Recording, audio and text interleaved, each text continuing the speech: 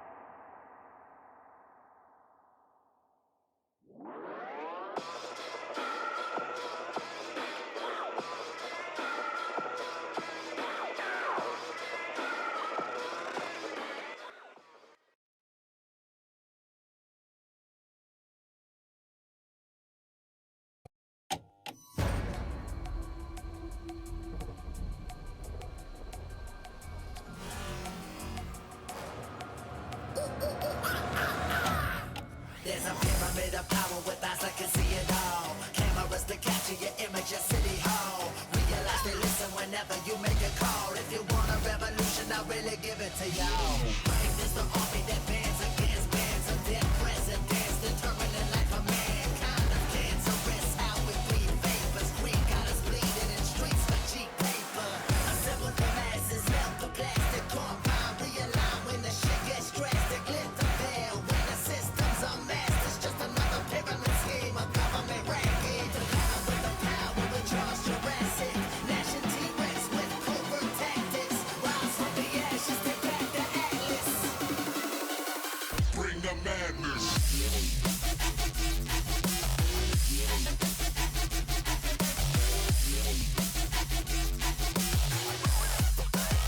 Bring the madness.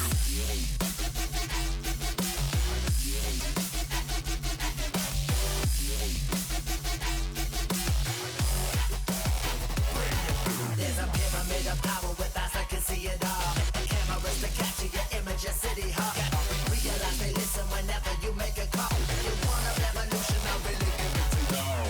Brave is the army that bands against bands of dead presidents, determining life of mankind of cancerous. How we breathe vapors, greed got us bleeding in streets for cheap paper.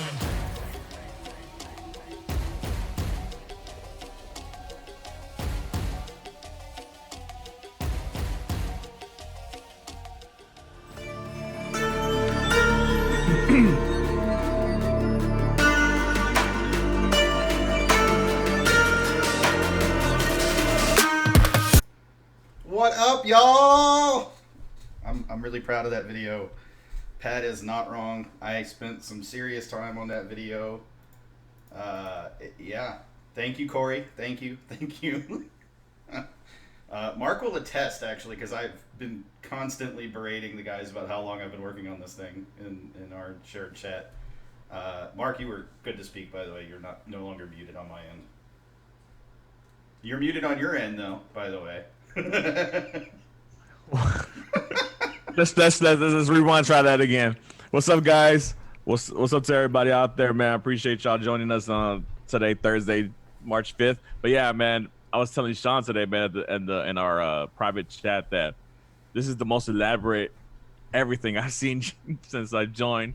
But he says, like, man, he's got some time on his hands, but he's making good use of it. as we can see. Yeah, do us a favor, guys. If you watched that video and you were like, that was actually as cool as Sean hyped it up to be, do us a favor, like the video, share the stream, all that great stuff. Sergio, I apologize, but there was a lot of pictures to pick from, and it seemed like all the ones with you just didn't turn out great. I don't know why. No, I'm just kidding. I just didn't have any good pictures of you, Sergio. Send me some, bro. Clearly, I'll make it work. I'll figure out. But there was a lot, and I mean a lot of response. People sent a lot of different pictures and videos in via DM and directly. Darby, special shout out to Darby for hooking us up with Leslie. Leslie, we used a few of Leslie's pictures in there, at least one or two. And that was a huge help because it was a couple of pictures I was specifically looking for. I was really happy to be able to throw the Real Phil Films video in there of the pre-match parade in the actual BBVA where you see the guys dancing together. But it was just, it all came together, and man, it worked a lot. Oh yeah, for sure, man. No, it looked really good, man. I mean, like, I saw a couple of stuff that I sent you, and then I saw obviously some pictures that I hadn't seen, and it looks really good, man. It looks really good. Congratulations, bro. You did a really good job. Thank you. That was only like 5 days worth of work, but it sure as hell felt like 5 years worth of work. Like I posted in Twitter, it's really funny. After making that video, I have a significant newfound respect for the like time and everything that goes into making those types of videos. Well, Callow, I'd apologize, but I was going for that positivity outlook, and the Where is Sean in the supporters groups was not going to be added to the video. I'm sorry. That's for the other video, the next video that I'm going to work on in like 3 months, because I need a break after doing just one video. But it's all easy street from here, man. That's not how that works either. No, the expectation is now that this is going to be constant. This is how it is from this point on. That's cool. I mean, just raising the bar. We don't believe in sitting still, that's for sure. At least I don't believe in sitting still. I know Mark doesn't, because they're about to move. Congratulations, sir. Thank you, man. Finally, I mean, I know it's been one of those things where, unfortunately, it kind of coincided with the beginning of the season, and I have a lot of things, a lot of moving parts around here, and yeah, man. Well, we'll hopefully by not next week, but the week after, smooth sailing. For sure. I guess we'll see. Guess we'll find out soon enough. We'll see. This has been a week. There was some pretty awesome stuff that took place this week. Just the match and all the supporters group stuff, HustleTown, all of that stuff for sure. But not to start on a kind of negative note, but I feel like it needs to be said. Guys, there was a natural disaster that happened in the Nashville area. Some Nashville supporters were affected by the tornadoes that ripped through the area up there just a few days ago. I think that was on Monday, maybe Sunday night, Monday morning. If you guys haven't seen the video that David Acom posted on Instagram/Twitter of his apartment after the tornadoes came through, it was a wreck. Glass everywhere, a lot of his stuff just tossed all around him. It was pretty crazy to watch that video. But guys, there's been a fund that's been set up to aid all of those that are affected.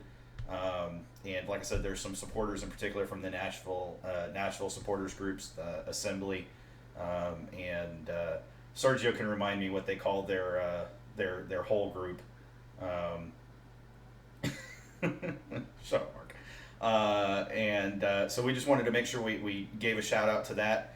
You guys can definitely check out our Twitter account for that information, and also, and that's on the stream. You guys can see it's at Gen Orange Radio, but you can also check out the Surge Twitter account at the Surge SG. They're posting information about that, and when you guys go to the site, you'll see this page in particular. When you go to the link, you'll see that page, and if I scroll down here, you guys will actually see that there's a form to fill out to give a donation. And so if you guys can do that, those of us that have the means to do that, definitely do that. I can assure you the Nashville people that are affected, and even those that aren't affected that have friends or family that were, definitely appreciate it, because that helps them get back in. So yeah, guys, for sure, if you get a chance, donate to that. The link is in the video description, so you can also hit that if you can't find it on Twitter for some reason. But I wanted to make sure we shouted that out for sure, because as I understand it from some people, there's a possibility they may be, at least one or two of them may be hopping in to kind of watch the show tonight. So the Backline, thank you, Sergio, the Backline, which is their kind of HustleTown, which is really freaking cool, actually. And shout out to Nashville, 55K came out to their first ever match, which set a Tennessee soccer record for attendance for a soccer match in Tennessee. It was amazing, man. Pretty fantastic. Yeah, I mean, from the when obviously on TV it looked amazing, man. It looked like a club scene over there, and it's great to see these expansion teams coming in like that with so much force and potential and so much enthusiasm from the fan base, because I mean, it's one of those things where we've been saying for years, and I know myself, obviously following soccer for decades, and maybe Sean can attest to this as well, that we've been trying to grow the game of soccer here in America, and slowly but surely, man, it's coming around, and I think we're kind of reaching that point where we're on the verge of maybe hopefully getting soccer into more of the mainstream media, as far as getting it up there with the MLBs and the NBAs and the NFLs. I mean, obviously NFL and NBA are kind of king around here, but I think we're getting close to Major League Baseball. So we'll see what happens. And man, I like to see these NFL stadiums get packed with soccer fans is an amazing visual in itself. Seeing Atlanta, seeing Seattle, and now Nashville, it's a great feeling, man. And I'm hoping that here in Houston we can get some of that love, especially the way the first match turned out for us in game one. So we'll see what happens, man. HustleTown, let's get it done. Absolutely, for sure. And speaking of HustleTown, today just a quick run through what we're going to talk about. We're going to talk about our thoughts from the match. like Mark said, I have probably a page and a half of notes, maybe 2 pages of notes. I was pretty thorough in my note taking this week.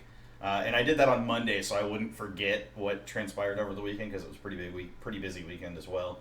And then I wanted to talk about our prediction results.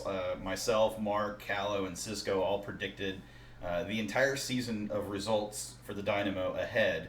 And I want to talk about our predictions and whether any of us hit that prediction or not.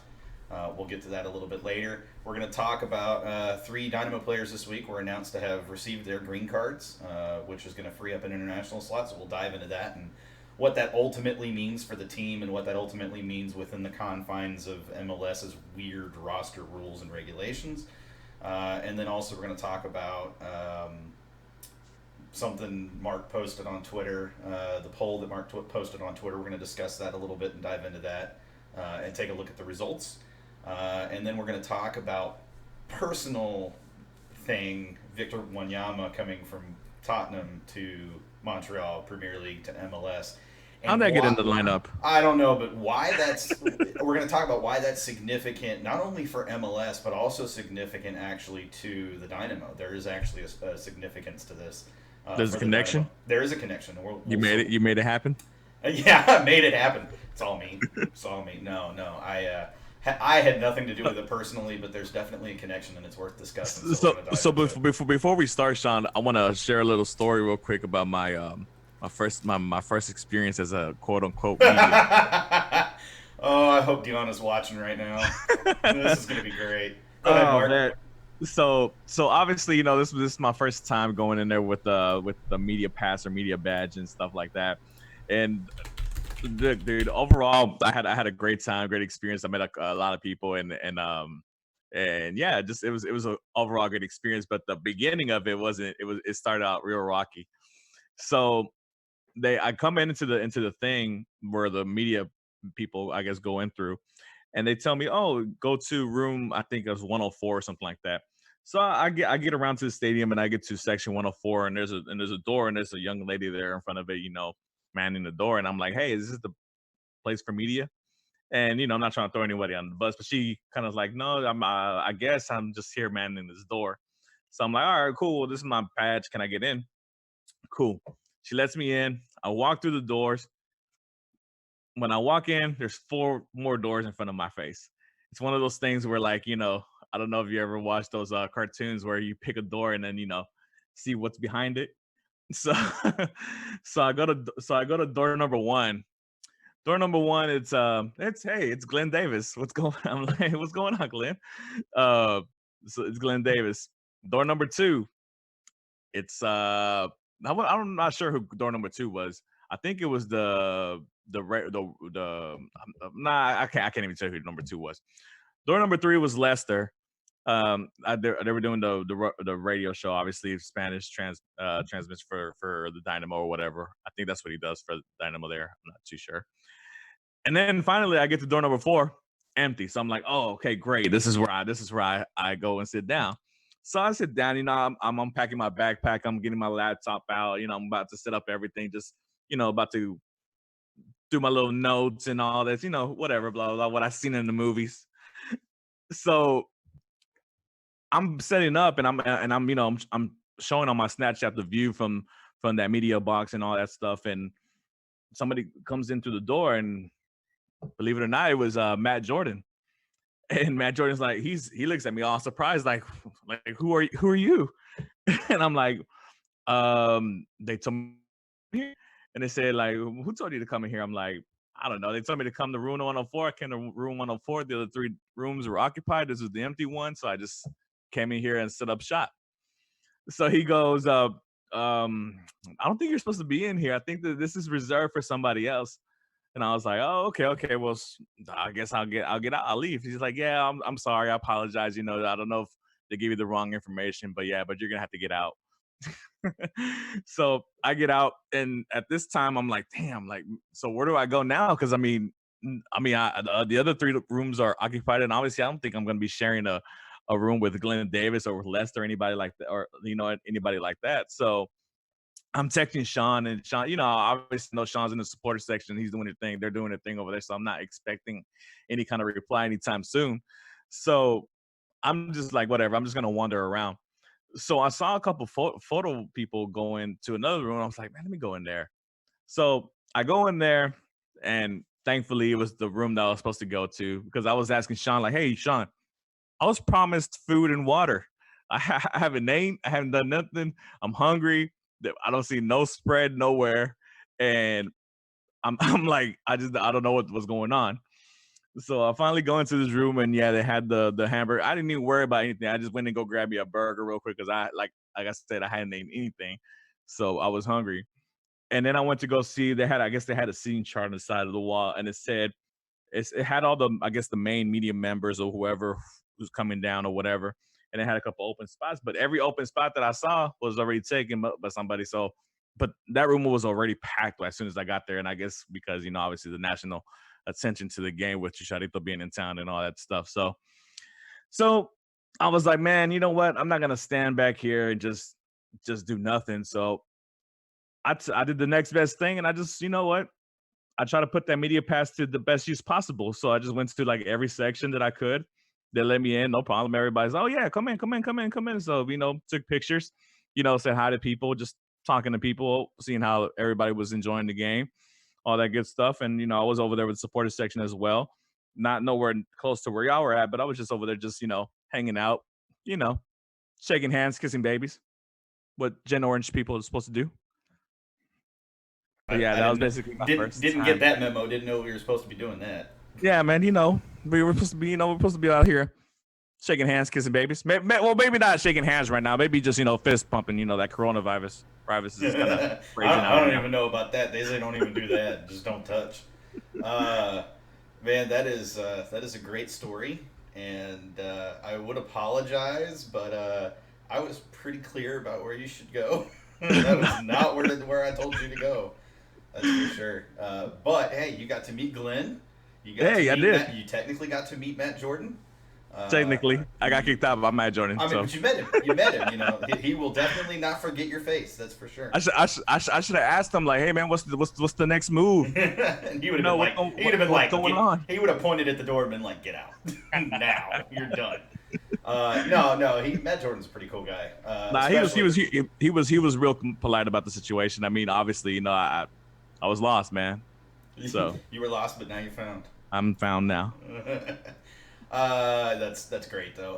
But it's new season, new experiences to say the least, and I'm glad that you're getting the opportunity to experience the match and the vibe from a different place. It brings a different point of view, a different perspective, since you have the opportunity to experience things from a different area, at least very least than I am right now. Are you saying I'm being deflowered this season? I'm not touching that with a 10-foot pole. But yeah, so thoughts from the match. You kind of already stole my thunder. Not that anybody didn't know this was coming, but the first thing I want to talk about, and this is obviously the biggest note of the match, is, and I'm going to pose it as a question to you. Do you feel like the Dynamo kept Chicharito in check, or was he just that bad? Oh, for sure. I mean, obviously I was running around, so I mean, I got to see the game, but obviously with all the running around, I didn't get to see it as as fully as I wanted to. But I mean, from everything that I saw, I saw that he basically didn't do anything from everything I saw. And then when I finally got home, I kind of went back and saw a little bit of clips from the match and all that stuff. And from everything that I saw, I think I saw him maybe get one good touch, if you even want to call it that. But I felt like he was really held in check. So I mean, good job by the Dynamo defense on that. And yeah, man, it was a bunch of hype, and I think we kind of said this last show. I think I predicted, that if anybody was going to be scoring for LA Galaxy, it was going to be Pavon, because Pavon is an amazing player. I watched him when he was with Boca Junior, and obviously when he came in with late last season with Zlatan, I mean, he was the one basically, assisting all of Zlatan goals. So, I think if anybody's going to have a big season for the Galaxy, I think it's going to be Pavon. I think that's the one who should be highlighted for them over Chicharito. Obviously, Chicharito's going to bring the fanfare and all that other stuff. But, yeah, man, I think the Dynamo did a really great job on Chicharito. It's interesting to me because, like you said, Chicharito had all the hype behind him, coming over from the Premier League, and we talked about it. We dove into it, and I said, last week on the show on Thursday, 2 days before the actual match, that Chicharito was not going to score on the Dynamo in this first match. It just wasn't going to happen. He had a couple of chances, one of which went wide, one of which was saved. But, at the end of the day, I felt like Kiki and Minor basically shut him down. They kept him locked up.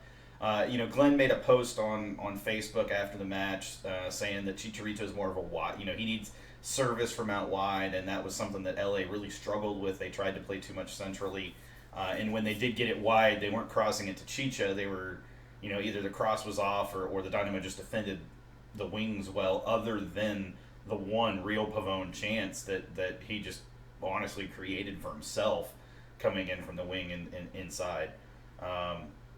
But the U.S. women just scored, so it's 2-0 U.S. Not really much of a surprise, or 2-1, sorry, 2-1. Unless that's a typo. That might be a typo by somebody. But regardless,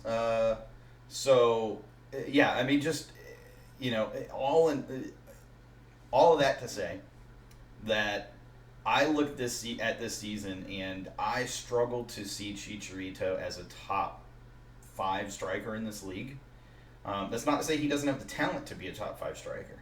But again, all signs point to A, him struggling with the physicality of MLS center backs, and B, if LA doesn't change the way that they're playing, and what are you doing with your camera? Sorry. I had to work so hard to get the freaking thing lined up, and then you're all moving it around. Stop moving it. Let me know when you're done, and then I'll fix it. All right, I'm done. All right, are you sure you're done? Because once I fix this. Yeah, no, it's because it got tangled in this wire here, and it kept messing with me. I can't. Sorry. Killing me, Smalls. But Chicharito he's going to get his at some point this season. But my thing is, it's not going to be the same as what people thought. I think he's going to continue to struggle enough that he's not going to be he's not going to be a top 5 striker in this league. And I think he'll help Pavone. He'll create opportunities for Pavone, but as far as goals or whatever, it's just not gonna. It's just not gonna come for him. He'll get double-digit goals, but in MLS, it's not that big of a deal. It's the guys that get 15 to 20 and more goals that matter. But Yeah, I mean, I mean, look, I'm not gonna like try to bash the guy and be like, he's not good at all. I mean, he's a good player. I mean, there's a reason he's played in the teams he's played in and the leagues that he's played in, obviously. But top five in goal scoring is pretty. It's not what it used to be back in the days. It's a hard category to get into now because you got so many talented strikers and forwards in the league. I mean, you got players like obviously Vela.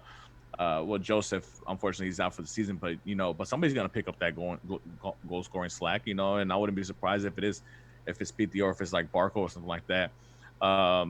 You got obviously Rossi in LAFC, and you got Herbert in New York FC. I mean, you got a bunch of players out there that can score goals, and it's gonna be interesting to see who ends up in the top five, and hopefully, one of our guys is up there as well. But yeah, I mean, like. Top five, yeah, I'm kind of with you. I don't think he'll be a top five goal scorer this season. Top 10, I think he will be because, I mean, he's a center forward and he's going to get the services. And they're going to play teams, obviously, that are not up to standard and as far as defending goes and talent-wise as well. So, I mean, I can see him scoring anywhere between 15 and 20 goals.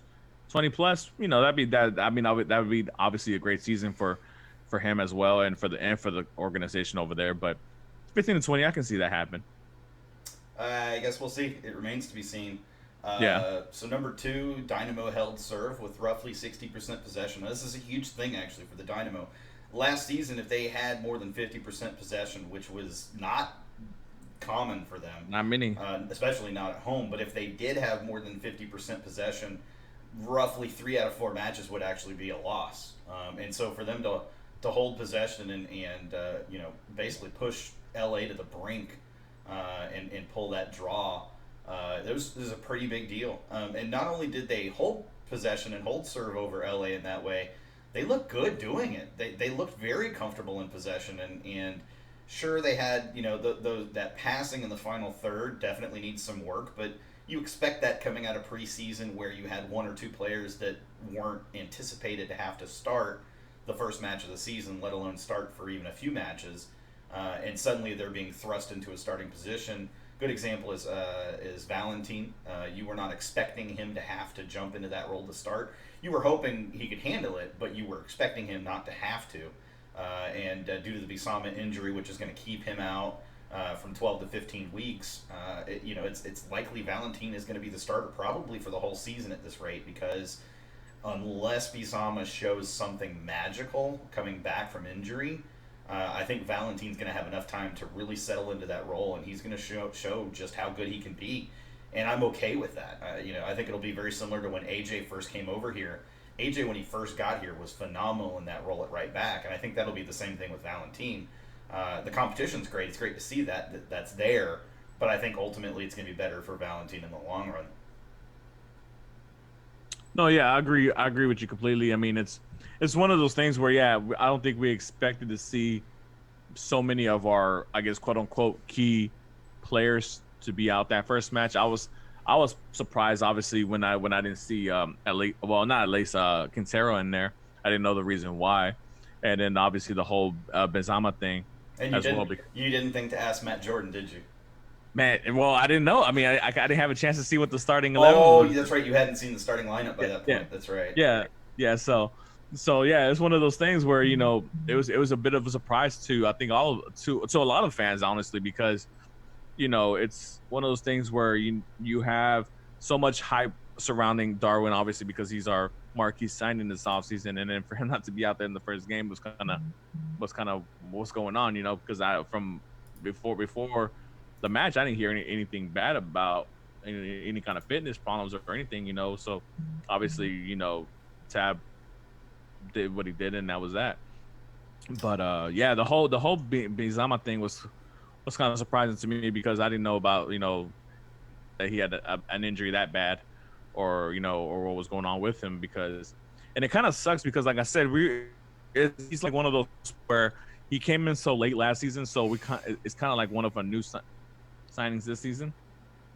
And yeah, and the fact that we're not gonna be able to really see what he's about, and and maybe hopefully have him man that right back position down. It's a little bit upsetting, but it is what it is.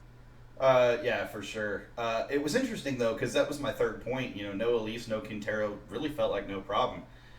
Certainly, getting both of them back, or even one of them back, Saturday will be a huge, step forward. But the team didn't look bad without them. The team didn't look like they couldn't handle it without them. And if we go back to last season, if Elise or Kyoto were out of the lineup, especially Elise, this team couldn't really put much together. So the fact that the team was able to handle it without them to me, it's a huge step and shows just how far this team has come this preseason under Tab and the difference that Tab has brought to the team.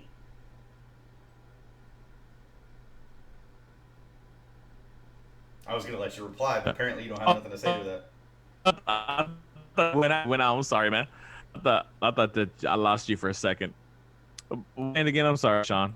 I just said, and people, if you're having trouble, like if the stream is skipping, let me know. It shouldn't be, but I did get a message earlier that my internet connection was unstable for some reason. Yeah, I saw that too.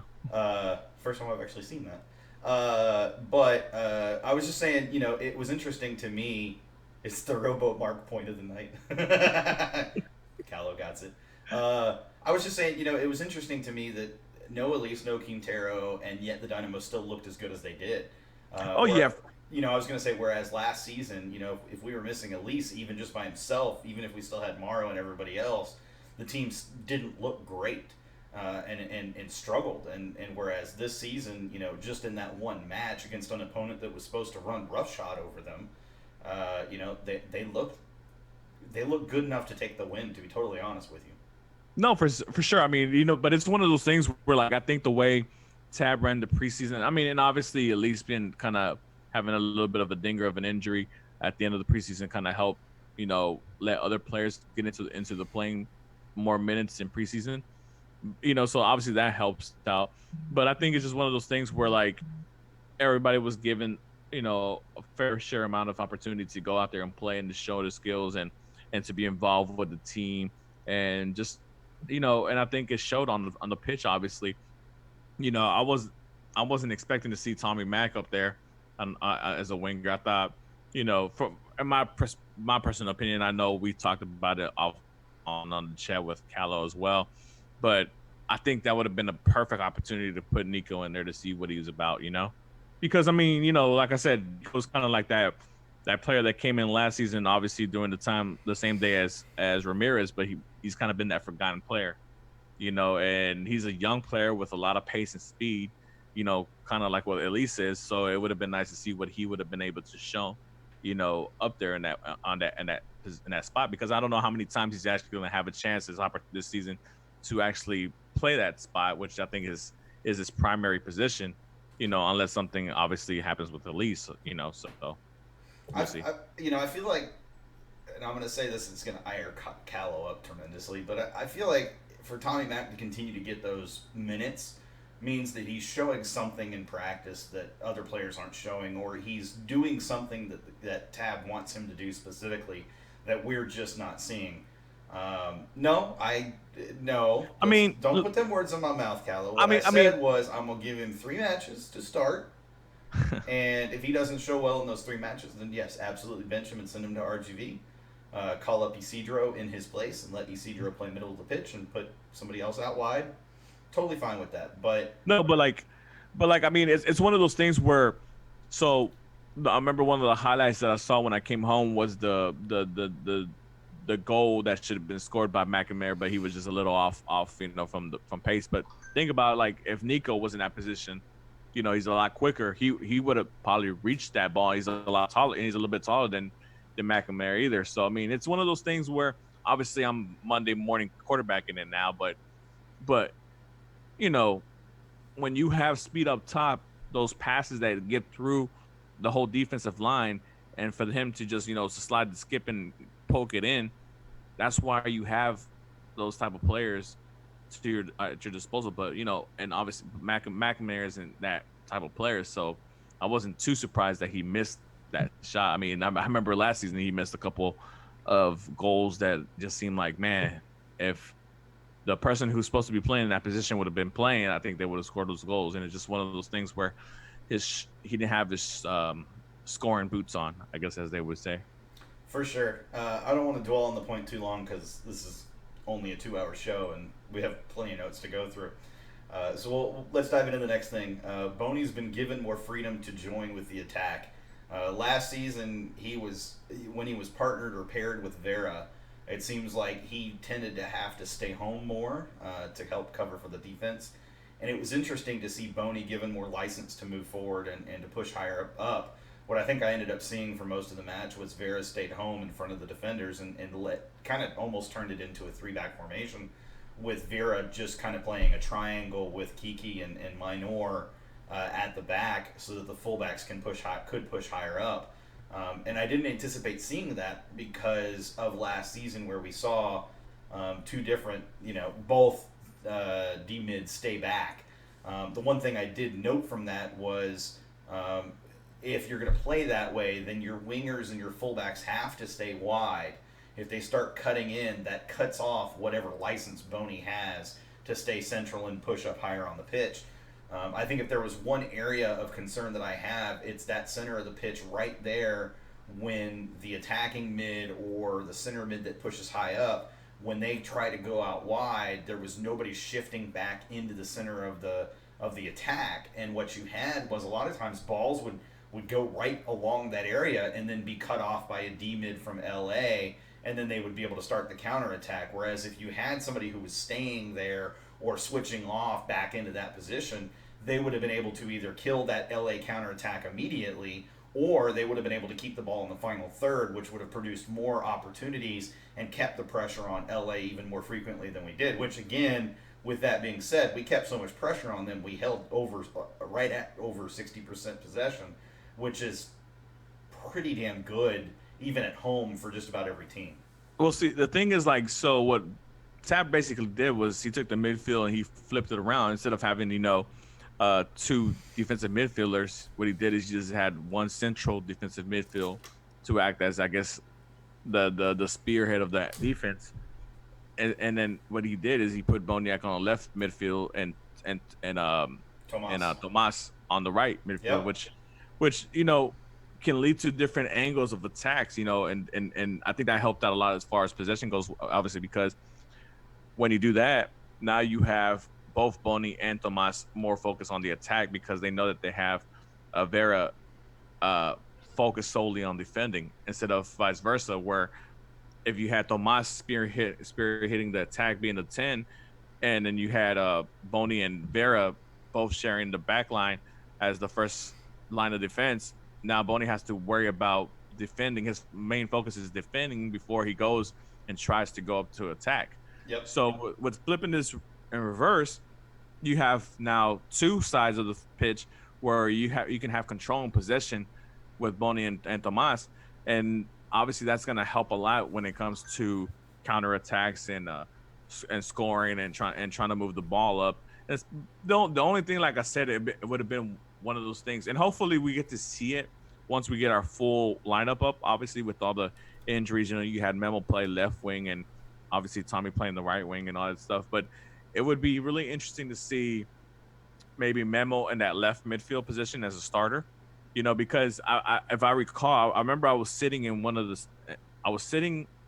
sections, and I was watching one of the counterattacks start to develop, and I saw Boney with the ball, but you can just tell that he doesn't have the same speed as he did to run up the field to escape. And it was pretty late in the game, so I mean, I know he's already had tired legs and all that stuff. So, it'd just be one of those things where if you just had somebody a little bit more youthful, maybe it can turn into another goal scoring opportunity.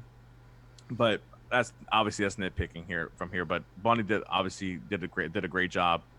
You could see Saturday. Yeah, you could just see the difference though that him having that license, made for him. It allowed him to be more creative. It allowed him to be more fluid.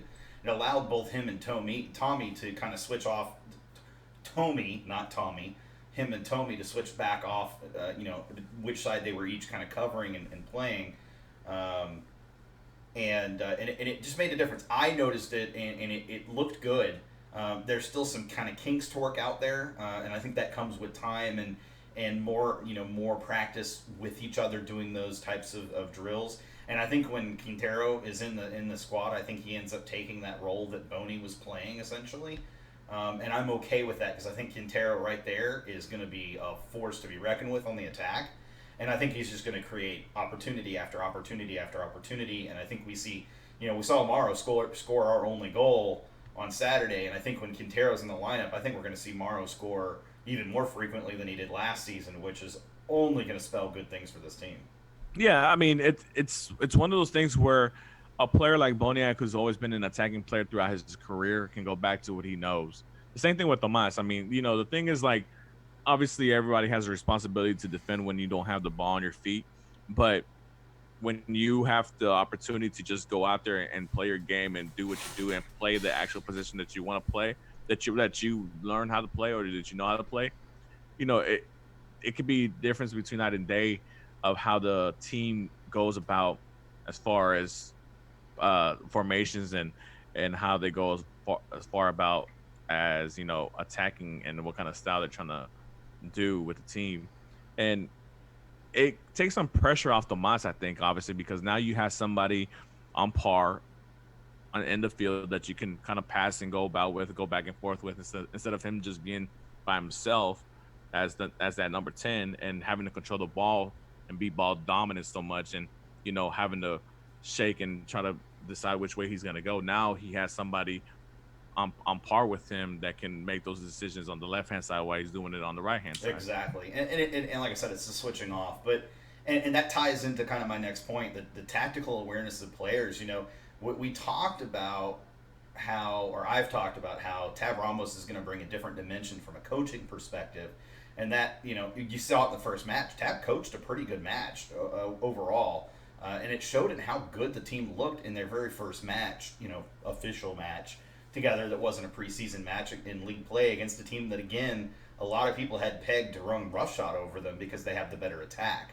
And that was with missing our starting right back and missing two of our starting attackers who were supposed to be two of our top three starting attackers.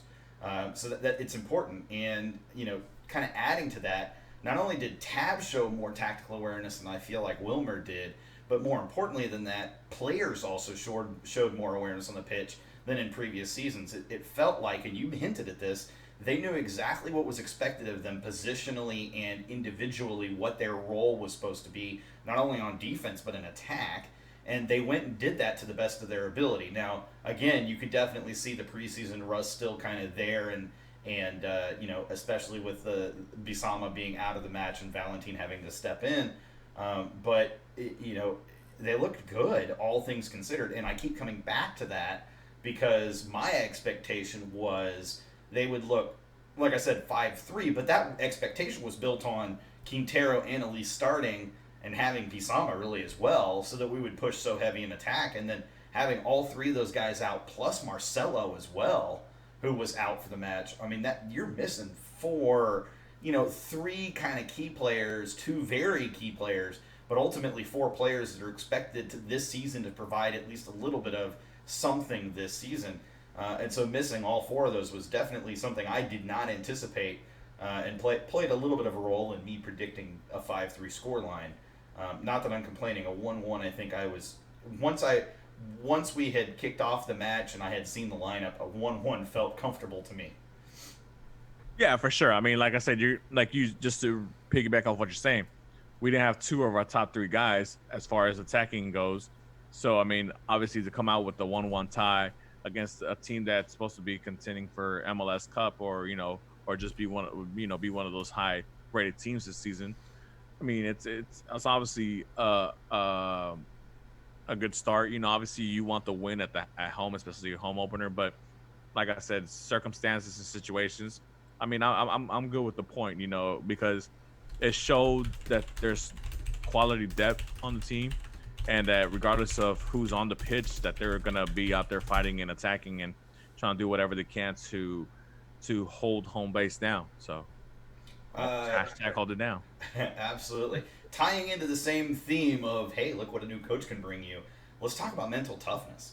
We talked about this just last week before the match, that one of the things that was a major struggle last season was team gives up a goal and suddenly they collapse. It's like then the floodgates open up and it's over. Like you could see it in their body language, you could see it in how they played. You just felt it in the stadium.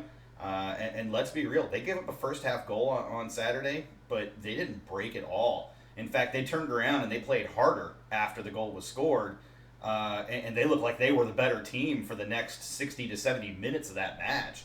LA had very short spurts where they looked okay, but the Dynamo were holding serve, literally over them until about the 80th minute, almost 85th minute of that match, where LA kind of finally decided they wanted to push again for a potential game winner. Yeah, I mean, and to take no disrespect from LA, but that goal that Pavon scored, I mean, that was a golazo. I mean, It was absolutely. It was a screamer, and very few, if any, are gonna get to that ball. And that's to just go and to radiate the fact that I think Merrick had a good first match. Obviously with Kiki and Minor knowing each other so well from last season, I think they did really well. And obviously it's there's gonna be rust. There's just gonna be rust, and you're gonna get used to the chemistry of knowing how to play with the new players, knowing how to play with with other players that might have been on the team but now are getting more playing time, and get used to their tendencies. For sure. Moving on from mental toughness, I want to talk about this because it honestly gave me chills.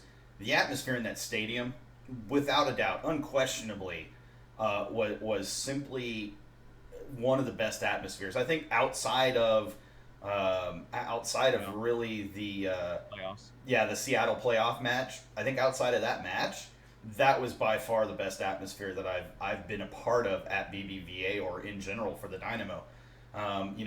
Not just in the stadium, but let's talk about pre-match. You had the tailgates from both TA and Bandera Negra. You had EB ultimately joining up with the Surge at Rodeo Goat, and so you kind of had these shared experiences going on. It was interesting. There were Galaxy fans over at Truck Yard, which is right next to Rodeo Goat, which after was not so great, but before was cool because they kind of moved to the other side of the street away from Rodeo Goat, and they started chanting, and then EB started chanting. And while it was an intense moment because it was both supporters groups basically going at it, it wasn't aggressive. It wasn't disrespectful. It was actually very respectful, all things considered, and I appreciated that from from my end, because it was an opportunity to see how that can work and look without it becoming to the point of being so aggressive that you're concerned that somebody's going to have to step in and do something. Yeah, it was a great vibe. I'm not gonna lie. I mean, it was great to see both supporter groups. The Surge and Bation at Rodeo Go, and then obviously when LA Galaxy's supporter group went out there in front of the Kendrick mural. It was nice. It was nice to see them, doing their thing. I mean, no disrespect to those guys. I mean, but when you got a traveling fan base like that, it's great for the club, and it's great for the just the rivalry, because I mean, we're always gonna have that connection with LA Galaxy, obviously, because we were once both owned by the same people. Yep. So it's always gonna be one of those kind of rivalry but not rivalry type of deals. Like one of those mini derbies or whatever, I guess if you want to call it that. But yeah, man, it was a great atmosphere. Obviously, I saw the videos from after the match, what happened, but I mean, aside from that, I think it was a good turnout from both sides. Very respectful and very fun environment. Absolutely, and we'll talk about that here in a minute because I have things to share about that. But what I also wanted to touch on related to the atmosphere, there were two more things. Number one, the march to the match. Holy freaking Amazing. cow! I mean, that was a whole nother level. Like, it just I can't even put into words the difference that march alone made. How it felt. I was part of the march, and it legitimately felt it felt like a different experience than anything I had experienced before. And a credit to the Dynamo, credit to the supporters groups, and make no mistake, the march to the match was absolutely 100% pushed for by the supporters groups. They were the ones who wanted this to happen. It was not the front office saying, hey guys, how do you feel about a march to the match? It was the supporters groups saying, hey, what do we need to do? What logistically do we need to figure out to make this happen? And it came about because of HustleTown, because of that work that they're putting in HustleTown. But why the march to the match is so important is because, and you saw it, and you'll attest to this, I saw it firsthand, there were bystanders that either were headed to the game or had no idea what was going on, that were stopping on the side of the road, on the sidewalk, or there were cars that stopped, had their cameras out, sticking out of freaking cars, videoing and recording parts of the march to the match. You had some after the fact, the post march from the match. You had bystanders that literally joined the march out of nowhere and started dancing and joining with people. It was just really amazing to see. But then you kind of double that, and the difference is there was this kind of unity. There was this we're all supporting together. However that support individually looks, we are all supporting the Dynamo first and foremost, and that was what brought everybody together, and it was just an amazing atmosphere. It was an amazing feeling. Everyone felt like they belonged, and it was open to everybody. So it was just this. It was amazing. I keep using that word, but that's the only word I can use to describe it. I can't put it into real words. Yeah, I mean, from seeing it from a secondary point of view, obviously because I was out there trying to get content and video and all that good stuff. I got involved from the outside, and seeing from the outside, I mean, it was an amazing scene. And then when I got into the middle of it, when with the band, with the Bation's band, and then just trying to, I guess, wiggle my way through to get the video content that you saw on Twitter at Gen Orange Radio. Nice plug. I mean, it was an amazing thing. The only thing I hated was the fact that I couldn't be in my Dynamo colors. So it's one of those things where, yeah, man, like you see, and these marches are not not beyond the with the imagination. I mean, these marches happen everywhere in the world.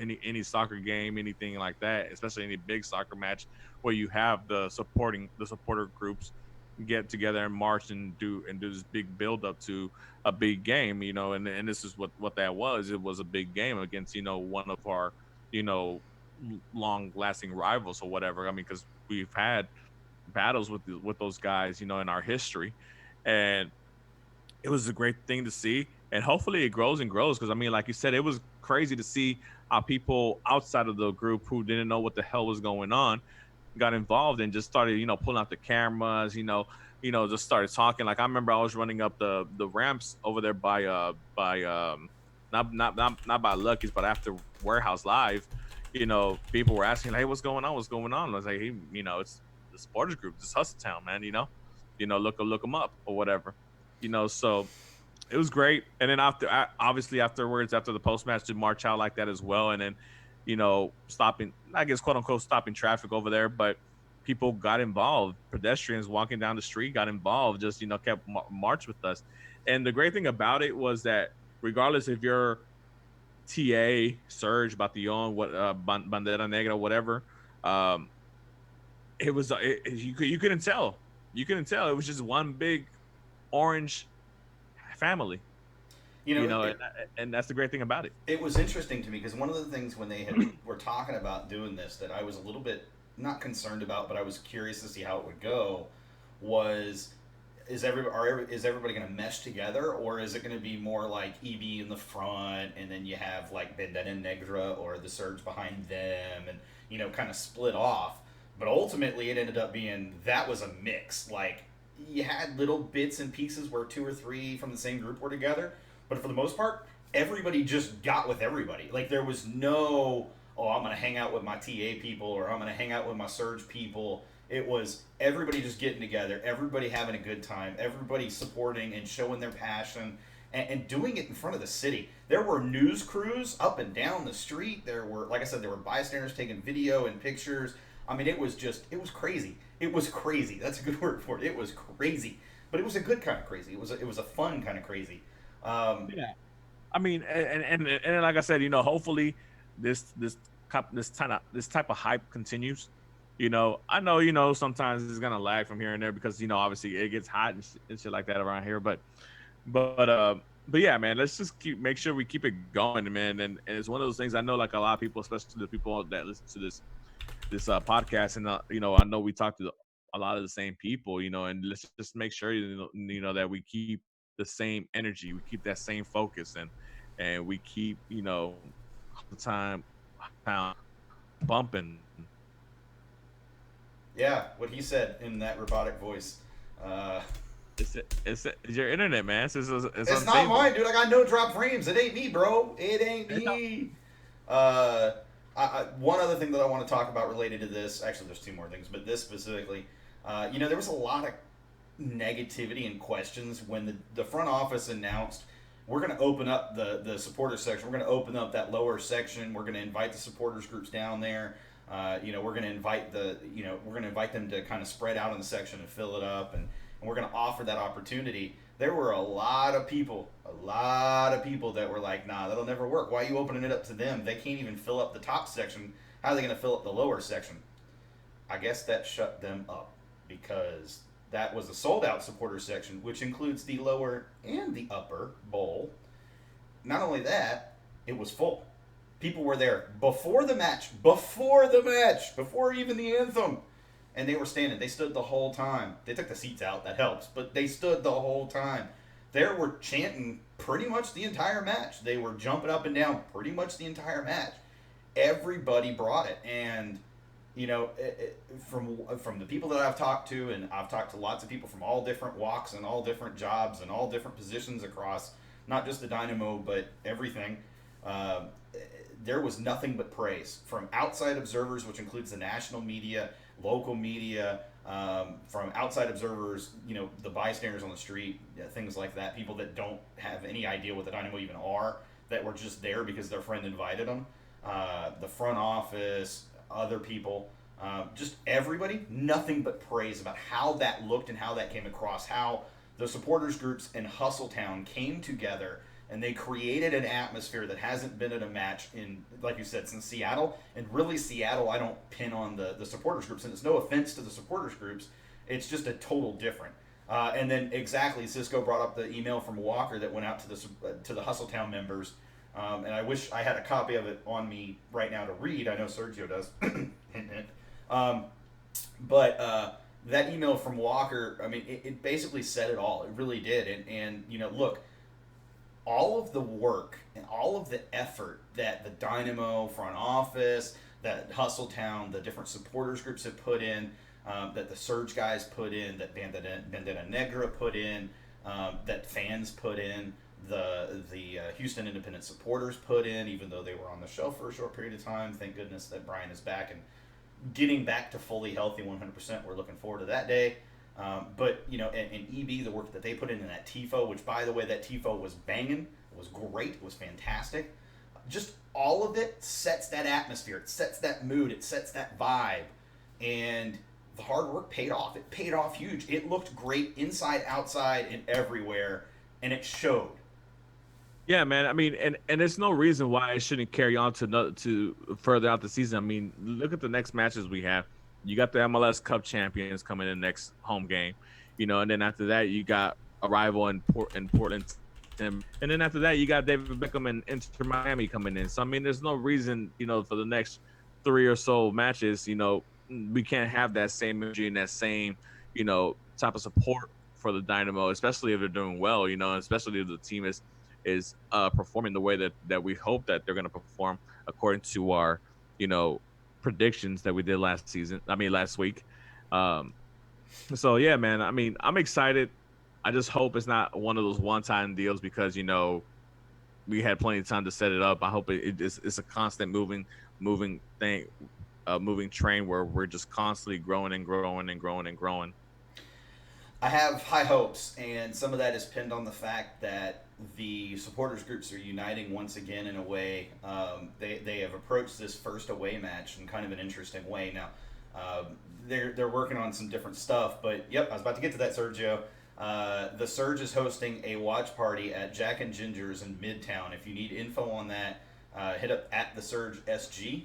They got a flyer they'll be happy to post on Twitter. I'm sure. Open to everyone. Come hang out. But I have seen every other supporters group basically engaging with their members to push them to attend that as well instead of doing their own thing. I saw it with TA. I saw it with Vendetta Negra. I've seen it with EV. And here's the thing: if you start getting people together on a regular basis, even at away watch parties like that, that's just going to help the home match, vibe. It's going to continue to build that momentum from the first match. You're keeping that rolling instead of creating this separate thing where, hey, it's us and it's our thing. It's everybody's thing. Everybody, come on, let's do it. And the thing is they're going to rotate. The idea is they're going to rotate watch parties around, so it won't just always be Jack and Ginger's and the Surge. Next time maybe it's Texan Army at Pitch 25, or it's El Batallon at wherever they're going to hold their watch parties at. Just all sorts of different things. And so I am looking forward to the opportunity on Saturday to get together with, supporters from all different walks of life and all different supporter groups and hang out and have another good time. Yeah, man, because it's one of those things where you're gonna meet a lot of people who have the same interests as you. Obviously in soccer, obviously because they're supporting the Dynamo along with you. So and then you meet new people, create new friendships and bonds. Hopefully, and then somebody can hold you accountable. Be like, hey, you coming down to that watch party this weekend, or what's going on, man? We linking back up, or stuff like that. So it's a great way to get united, not just for the Dynamo, but just socially. And like Sergio said, and I want to reiterate this because it's important. Look, even if you're not part of the supporters groups, if you're not part of HustleTown, it doesn't matter. If you just want a place to go watch the Dynamo and hang out with people that love the Dynamo and are as passionate about the Dynamo as you are, or maybe more passionate than you are, if that's your thing, then hey, cool. Then come on down to Jack and Ginger's. Like I said, I'm going to be there for sure. Exhausted, but I'll be there. I won't be tired, but I'll be there. And it's going to be a fantastic time, lots of fun, lots of entertainment, to say the least. But I want to highlight one more thing about this match before we continue.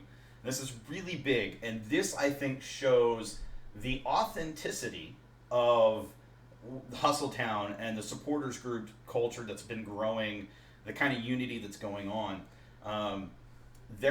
Carolina Sanchez, and those of you who are on Twitter or Facebook, you might have seen this from Fox 26 there. Her segment is known as The Break. She was in the section for a period of time in the second half for like 20 to 30 minutes. And she came down. She had a camera person with her, and they recorded one time and did some stuff, and it was kind of cool. Was watching and cheering from right behind them and whatever. But then they were getting ready to leave, and Carolina was like, you know what? Let's do another take just in case. Let's do another take, and and she was like, it'd be really cool if they scored a goal while we were doing this. And sure enough, they do their first little bit, and as soon as they finish that first bit, Morrow scores his goal, and the whole stadium goes absolutely ballistic. And so they got video, and it's in the break. They got video of the supporter section just losing their crap. Everybody in the supporter section losing their crap. Why is this important, though, is what happened after that, and even during that, but after that especially. Carolina herself joined in the chants. She was joining in the dancing and the vibe. So don't tell me it's not authentic, because if it wasn't authentic, she wouldn't have been there. She wouldn't have cared. She wouldn't have stuck around. She stuck around until the end of the match. Look, man, if you're looking for a good time, the supporter section is where it's at. And if you're a person that's not afraid to be surrounded around people who are trying to have a good time, trust me, you're gonna have a good time. Because the time, like I said, the time that I spent going back and forth around sections, when I got to that supporter section, regardless if I was over there by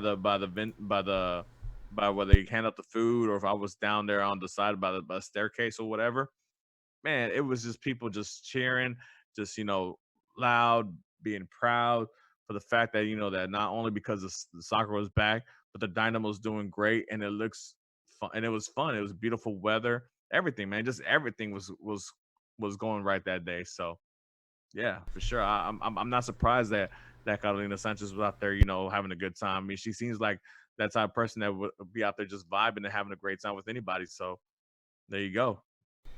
And I got a little something I got to share. Back when Gin Orange I'm gonna start that over again.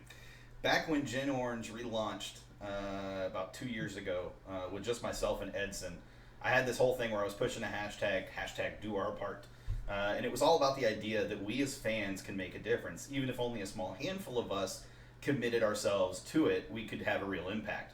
But it had to start with someone committing to it. With the Surge, Jeff and Sergio took that idea and ran with it. After Saturday and the various events that transpired, there could be no doubting their authenticity and the authenticity of the Surge. There could be no questioning their individual and unified passion and commitment. Due to circumstances we won't go into on the show, I know I said we would talk about it or not, EB ended up leaving King's Court and lost their pre-match and post-match home. In their moment of need, HustleTown members, the Surge stepped up and offered to share Rodeo Goat with them. Basically, I likened it to the Surge offering to let EB crash on their couch. EB did end up at Rodeo Goat on Saturday, and the impact of that couple of hours cannot be oversold whatsoever. Not just for HustleTown or the Surge or even just EB, but also for Rodeo Goat that saw a massive uptick in sales in a very short period of time. We tend to forget that even a couple of people with the passion for the Dynamo can actually lead that call for change. And granted, it does take the right circumstances and situations for everything to come together. The real question, and Marcus highlighted it multiple times, can HustleTown and the Dynamo take this momentum and surge into the rest of the season? It's like I said, anything in life, if anything good is going to come out, you always need a little bit of luck and a little bit of, the ball rolling your way. And, unfortunately, like you said, Sean, and we're not going to get into it, the unfortunate thing with King's Court and EB happening, but hey, you take that negative and you turn it into a positive and you keep moving and it turned out to be great. And hopefully we see more of that. All I'm going to say is there are talks ongoing, and that's all I'm going to say. I'm just going to leave it at that. There's talks ongoing. But enough about the match on Saturday, unless you had something else you wanted to add, Mark. We've talked a lot about the match on Saturday. I'm good. Oh, wait, one more thing. The referee was not really a factor in that match on Saturday. Oh, yay! What? You mean that MLS I didn't even have that in my notes because I didn't even think about it at the time because it was a non-factor, and that's like the first time I've ever been able to say that. Yeah, isn't that great that an MLS soccer game can be had without no mess ups or no screw ups from officiating? Not only that, but there was so very little talk about the referees yesterday, over the weekend. I don't know if you noticed that either. There were moments here and there, but for the most part, it was like what the complaints from the last few seasons. I didn't have any, and I don't think most people didn't from other teams as well. We'll see if that continues for the whole season, but that was a nice change of pace. I like not having the refs to blame everything on. It's great. For sure. Obviously, if you've been in the stands the last couple of seasons. As a Dynamo fan, it hasn't been that pleasant as a Dynamo fan to be on the bad side of the refereeing. So, Callow says, "How is it that an MLS match had better officiating than than a football association tournament? How disgusting!" I'm going to add to that. How is it that an MLS match can have better officiating than a computer game? I don't know if you guys saw in the news the last couple of days. But the LA Galaxy's esports EMLS representative was screwed out of a place in the later stage of the tournament over the weekend because his penalty kick goal, which clearly went into the goal, was ruled out by EA and not counted during a match. And the tournament organizers decided, after watching the footage, and I've seen the footage, that it should not have counted. And that the goal would not count, so he was not going to. They weren't going to. It was over.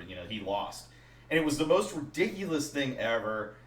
I may pull that up towards the end of the show, but it makes me laugh. I'm like, come on, even real life MLS ain't that bad. It was bad though. It was very clear it should have been counted as a goal. And I'm guessing. Yeah, those FIFA glitches, man. Oh, dude, it's the worst. And he called out EA over it too, how can you let your product be this bad? It was clear and obvious. It was like VAR clear and obvious should have overruled it type thing. It was that bad. Yeah. But enough about EA. I don't want to give them any more shine because they honestly don't deserve any. But talking about not giving anyone shine, how about those prediction results? All four of us, Mark, myself, Callow, and Cisco, predicted a win for the home opener. Yeah, that didn't happen. The Dynamo walked away with a draw, of course, as everyone knows by this point. Womp womp. No Elise, no Quintero, man. You know. I will also note that I helped set up a similar prediction spreadsheet for members of the Surge, and only one of them got the result correct, and that was Ryan LaFay. I'm not sure how to pronounce his last name, so we're going to say LaFay. Which Congrats, Brian. Yeah, and I'm not believing on the Dynamo can win. Damn, rub it in, yo. But even still, that's a pretty impressive prediction, all things considered. If we look ahead to Saturday's match in Kansas City, based upon our predictions, Mark and Cisco have us leaving with the draw. Hey, good job, guys. Callow has us leaving with a win. If that happens, I will be clapping for him as well. And I might be the only one who predicted the Dynamo leaving Kansas City with a loss. I don't have high hopes for this match. Let's hope you're wrong. Womp womp. For anyone curious, the guy who got it right on Saturday, Ryan from the Surge, who predicted the home opener result correctly, he also has the Dynamo leaving KC with a loss. So we will see if he is actually the Swami of predictions or if he is just a fluke and a lucky guy who got one result correct. Callow says, if Tommy starts on wing, I will say we won't win. I believe we cannot win. I believe we cannot win. I believe we cannot win. Yeah, I mean, it's gonna, like I said, it's gonna be interesting to see what the lineup's gonna be like. I haven't heard any updates on Elise or anything. Elise is practicing. I can say that much. I know that, but and I mean, he's full practicing. It's not just like training on the side. He's full on practicing. So, okay, my expectation is he probably starts, but the anticipation is he's probably going to be subbed at halftime, maybe the 60th minute to try to give him a little rest. But I do think he probably starts. Well then, yeah. So I mean, if we're gonna have a full squad for the most part, I think, like I said, it's gonna be one of those matches. I mean, and don't get me wrong. I mean, Sporting Kansas City looked good in their first game. Their top marquee signing this season. Polito scored. Yeah, he scored, and their other striker, I think he looks more legit than Chicharito does at this point. Yeah, and for those who know me, I mean, I'm not a Alan Polito fan at all. I think he's just complete, trash. Like, I mean, he scores goals, I guess, but I mean, he's not as hyped. That I don't think he's that quality of player as he's being hyped up to be. But I mean, we'll see. He'll prove me wrong maybe, and I'll have the crow one day. But we'll see. So he's the Sergio Ramos of MLS. Man, I think that's too much hype. That's too much credit. Oh, damn. Alrighty then. So yeah. Anyways, those are our predictions for the week. We've only got a few things left to talk about, guys. So with that being said, if you have topics you would like us to discuss on the show this week, feel free to post them in the chat, and we will get to them if we have time, which we most likely will, because I don't think we're going to go 40 minutes on this. I don't think. No. I'm going to say this thing, and then you'll get to share your stuff, your results in the poll, and we'll discuss that. But guys, hey, I mentioned it at the top of the show. We have 3 players that have been announced to have received their green cards, which they most likely received before the season started, but the announcement did not happen until this week, earlier this week. What does that mean? Well, first of all, who are they? That's Albert Elise, who we were already aware that he had his green card that had been leaked out earlier. Alejandro Fuenmayor has his green card, and Minor Figueroa has his green card. So that's 3 players that have their green cards. That leaves us with 1 international open international slot. We start with 8, and then we have 7 internationals. If you're curious who the internationals currently are on our squad, they are Jose Bizama, Victor Cabrera, Adam Lundqvist, Marco Miric, Ronaldo Peña, Kiki Struna, and Matthias Vera. Yeah, so that means, they're positioning themselves to do something. I mean, I'm thinking, I don't know. I mean, sometimes as a Dynamo supporter, you can kind of, get too far ahead of yourself when it comes to these signings and the whole impossible transfers or whatever. But, they're putting themselves in great position to obviously make some type of move in the summer, hopefully, or depending on what happens with obviously Elise and Mauro. Any other. At the least, it feels like they're positioning themselves for the summer or the winter window after this season.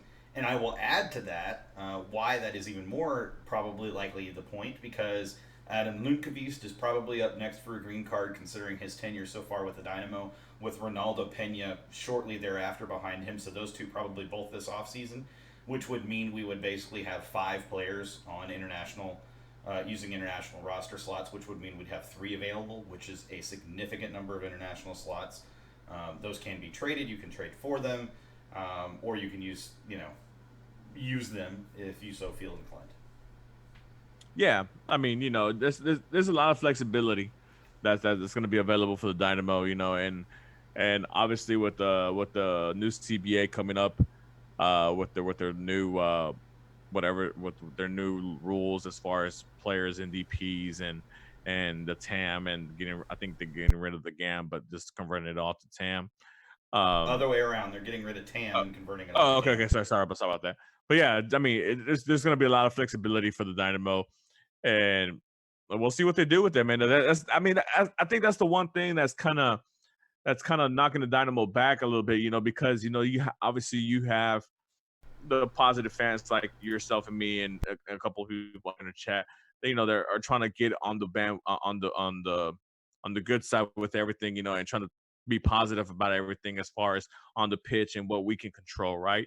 But we're all fans. We're all fans of different teams around the world, and one of the things about being a fan from like yourself being a Tottenham fan, or myself being an Arsenal fan, you look forward to the players that are being linked to your club, and it's one of those things where it draws excitement, whether or not it does happen or it doesn't. Because you see rumors fly around, but Arsenal being linked with so and so here, so and so there. Same thing with the Spurs, this and that, or Barcelona, Real Madrid, or whoever. They're linked to every player in the world, and obviously you gotta get around the cloud of what's fact and what's just thrown out there just for clout. But it'd be one of those. It'd be great to see the Dynamo in one of those situations where, like, man, we're being linked to this player, or or we're thinking about signing this player. Because think about it, the Brian Ocampo kid that we were being linked to. You saw how much hype was around that kid because we were just linked to nobody. Let's be honest, nobody knew who this kid was, but just the fact that he was linked to maybe him coming to the Dynamo, people. I'm pretty sure people started looking that kid up, and his profile went up a little bit, and I think we just need a little bit more of that, involvement, and a little bit more maybe on the Dynamo side of leaking that information out a little bit. Obviously we know you're not going to sign every player that you link to, but just giving us a little, a little some here, from time to time, letting us know that you're out there working the phones and getting in talks with these other teams around the world that, hey, we are here trying to make the team better and trying to improve for the fans, so. And speaking along the same lines of improvements of teams, the other bit of news that dropped yesterday, that's right, maybe even before that, I don't know, I've lost track. Victor Wanyama, 28-year-old defensive midfielder from Tottenham, is moving to Montreal from the Premier League to MLS. And it's a player who is in his prime. Take that, retirement league. Stepping up to the plate, man. He's going to a better club in Montreal. You got jokes. I can see why he made the switch, man. I understand. You're right. Arsenal came and offered him a contract. He said, "No, I'm going to Montreal. Forget y'all." Look, why is it important, though? Why are we bringing this up? Why does this even matter to Dynamo fans? This matters because he was on New England's discovery list, which means that Montreal had to trade for him, and Montreal paid $150K worth of general allocation money to New England for his discovery rights. So why is that important? Because the Dynamo hold Jurgen Damm's discovery rights, who it has been reported and has been confirmed as fact is set to sign with Atlanta very, very soon. And he is on the Dynamo, because like I said, he's on the Dynamo's discovery list. That should mean the Dynamo are able to get around the same amount or more in GAM or TAM or both, depending on how shrewd a negotiator Matt Jordan may actually be. So that's additional GAM or TAM, additional allocation funds to use. On top of that, it is a sign that MLS's profile is definitely increasing around the world. Um, I mean, for sure. I mean, I think even the most far left MLS followers that just hate on MLS as a retirement league or whatever, or quote unquote, it's just where star or superstar players go to retire or to go play on the beach or whatever, blah blah blah. It's one of those things where I think we're getting out of that cycle, and we're starting to show ourselves as, hey, we're gonna be a league to talk about here pretty soon, and hopefully we're gonna be one of the top leagues in a few more years. I'm not saying that we're gonna be anywhere close to the Premier League or La Liga here in 5 years and nothing like that. But as far as on this side of the world where we're can be in competition with Liga MX or the Premier League in Argentina or the Premier League in Brazil, if we can be at on par or even better than those leagues, then yeah, it's going to be great for the MLS, obviously, because then all the young talent on this side of the world, and there's a lot of talent on this side of the world. Because I mean, you think of countries like Argentina, Brazil, Colombia, Mexico, Canada is starting to push out talent out there in world soccer. So they're going to start looking at MLS as one of those leagues that can catapult them into Europe the way European leagues like in the Netherlands and Dutch leagues. I mean, the Dutch league and the Turkish league does do that for bigger European leagues. So I mean, I think it's just one of those things where we're getting out of that phase of quote unquote being a retirement league, and yeah, we're still gonna have here and there, the signings like Zlatan to Galaxy, and the Beckhams or the Terry Henrys and stuff like that. Yeah, we'll still have those because they're marquee names. They're big worldwide global names, and if you can bring a player of that nature to your league, I mean, it just does nothing but good for you.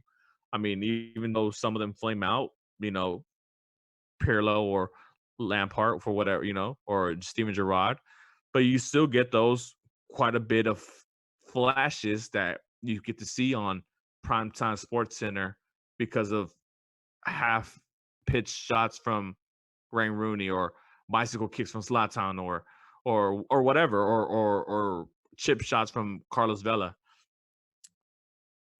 Talent is talent regardless of what age. So, but the fact that we can get those type of players here and now, and this is an actual possibility, it's just a good sign for MLS and overall as a league in America. Absolutely agreed with you. Just realized I was still muted. Absolutely agreed with you. I want to talk for a moment before we dive into your poll question. So I already mentioned William Yarbrough, and it's been brought up a couple times. Signed by, or supposedly signing with Colorado Rapids, or should be announced here shortly. But Yeah. linked with the Dynamo. But why it's important is because we now have a player potentially who may eventually find his way into a starting role in Colorado. I don't even think that's going to happen.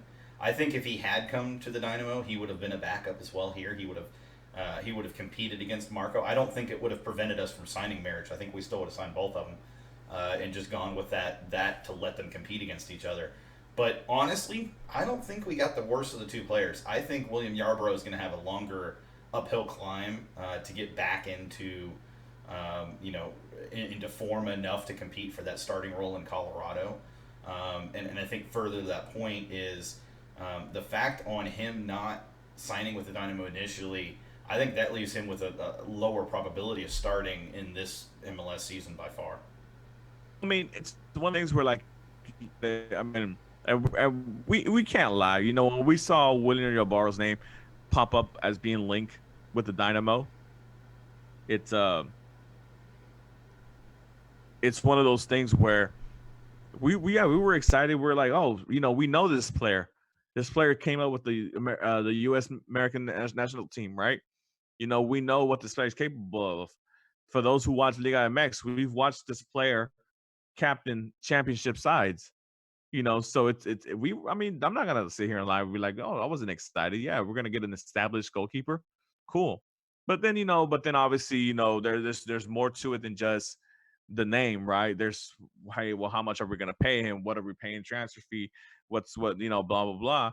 And obviously, the two sides couldn't come to an agreement because Yarborough wanted a little bit more than what we thought he was worth, and Leon wanted a transfer fee for a third choice goalkeeper, which is kind of stupid on their end. But maybe Colorado paid that. I don't know. I don't know what the details are on that deal, but it's one of those things where I think you got to that's where I kind of put your trust in the Dynamo front office and what they're doing, because there was a lot of pressure from the fan base, obviously, to sign players, to sign new players, to bring in new talent, because the team last year was lacking in talent, and we needed an infuse of new positive players in this group.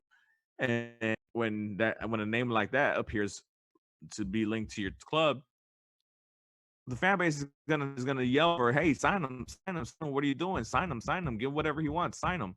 And luckily for us, they didn't sign him, and I think, like you said, Sean, I think Marco Maric is gonna be uh, a better decision for the Dynamo in the long run, and maybe even the shorts, even in this season as well. Because I mean, he's already starting.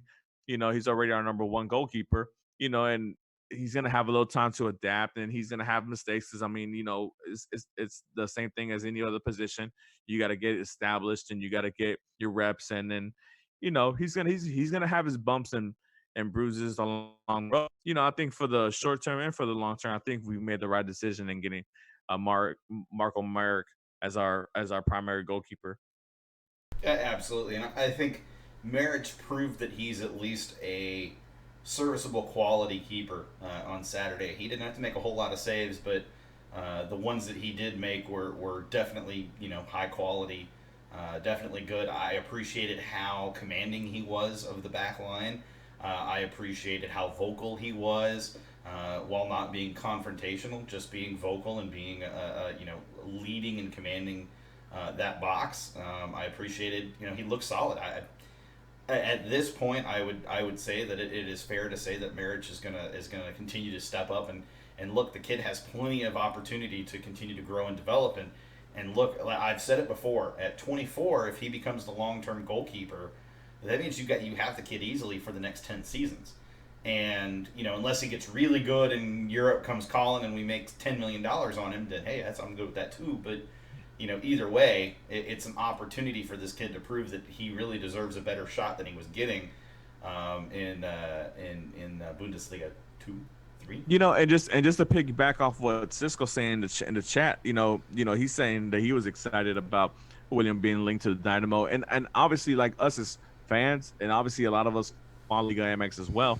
When the whole news came about Jurgen Damm being linked to the Dynamo before any details came out, the fact that he was being linked to the Dynamo, we're like, oh snap, what's going on?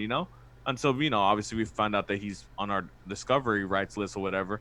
But it's stuff like that where it kind of hypes up the fan base a little bit, just to know that hey, there's stuff brewing. I mean, it might not come to fruition, but at least there's being calls, man. There's stuff happening. It's a concern of theirs. It's one of their objectives that they're trying to accomplish. That they're trying to bring in new players, new blood. And all that great stuff.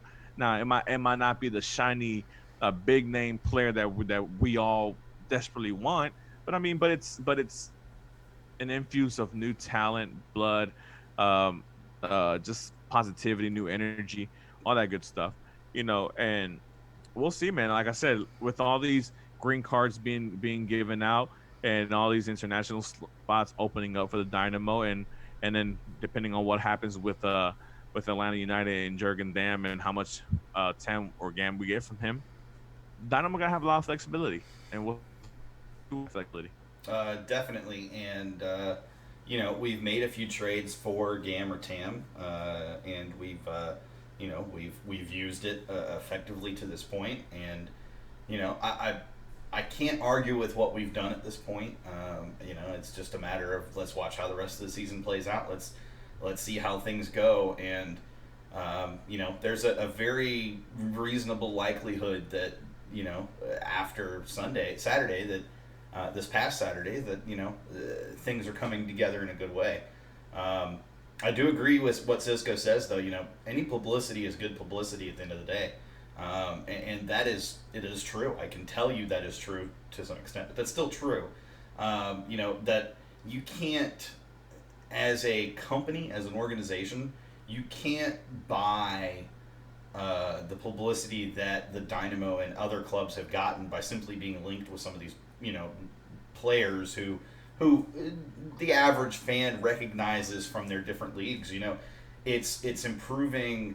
The Dynamo are now a team that some Liga MX players and Liga MX fans recognize, not only for their run last year, through CCL, during CCL, and how they took TRS, in my opinion, to the limit, but also just because of who they're linked with. It's a big deal. And some people will be like, oh, Jurgen Damm, he's not really that great of a player. Yeah. He's a one-dimensional player, blah, blah, blah. That's fine, but he's still a player Liga MX fans recognize, and that's important. Yeah, I mean, like I said, it doesn't matter. I mean, just think of your favorite club globally, and think of all the numbers of players that they've been linked to, and not even. And I bet you not 5% of those players get signed by that team, by your team. So I mean, but it gets you thinking. It's as a fan, Monday morning quarterback or whatever you want to call it, you start thinking about these players that might potentially come to your squad, and you're like, damn, okay, well, they're gonna put him here, they're gonna move this player over here, they're gonna change this. You start thinking, it starts putting you get that much needed excitement about the club, that breath of fresh air or that second wind about it, that is needed. I mean, because it's like any kind of product. If it gets stagnant, you don't want to deal with that product anymore, So I mean, it's one of those things where like soccer is a wheel. It's a wheel. You're always gonna have players coming in every season, players leaving, players coming in, and I know, like, as fans, when you get certain players that come in and you get so attached to them, to see them go, it's gonna be crushing. But it's the circle of life, and that's what it is in soccer. It's a business. And the thing about soccer is a global business, so you have so many more options than like the NBA or Major League Baseball, where you only have 30 options because there's only 30 teams, And like I said, and speaking about like players coming in and out, I threw out a question out there on our Twitter at Gen Orange Radio. If Atlanta United, obviously, we saw that the devastating news about Joseph Martinez, gone for the season with a torn ACL. So obviously United's in the market for a starting center forward, and I was like, let me put two and two together. Well, they're already in negotiations with us about the Jurgen Damm thing, trying to see how much they're going to pay us to get his discovery rights, right? Well, what if they ask for Christian Ramirez?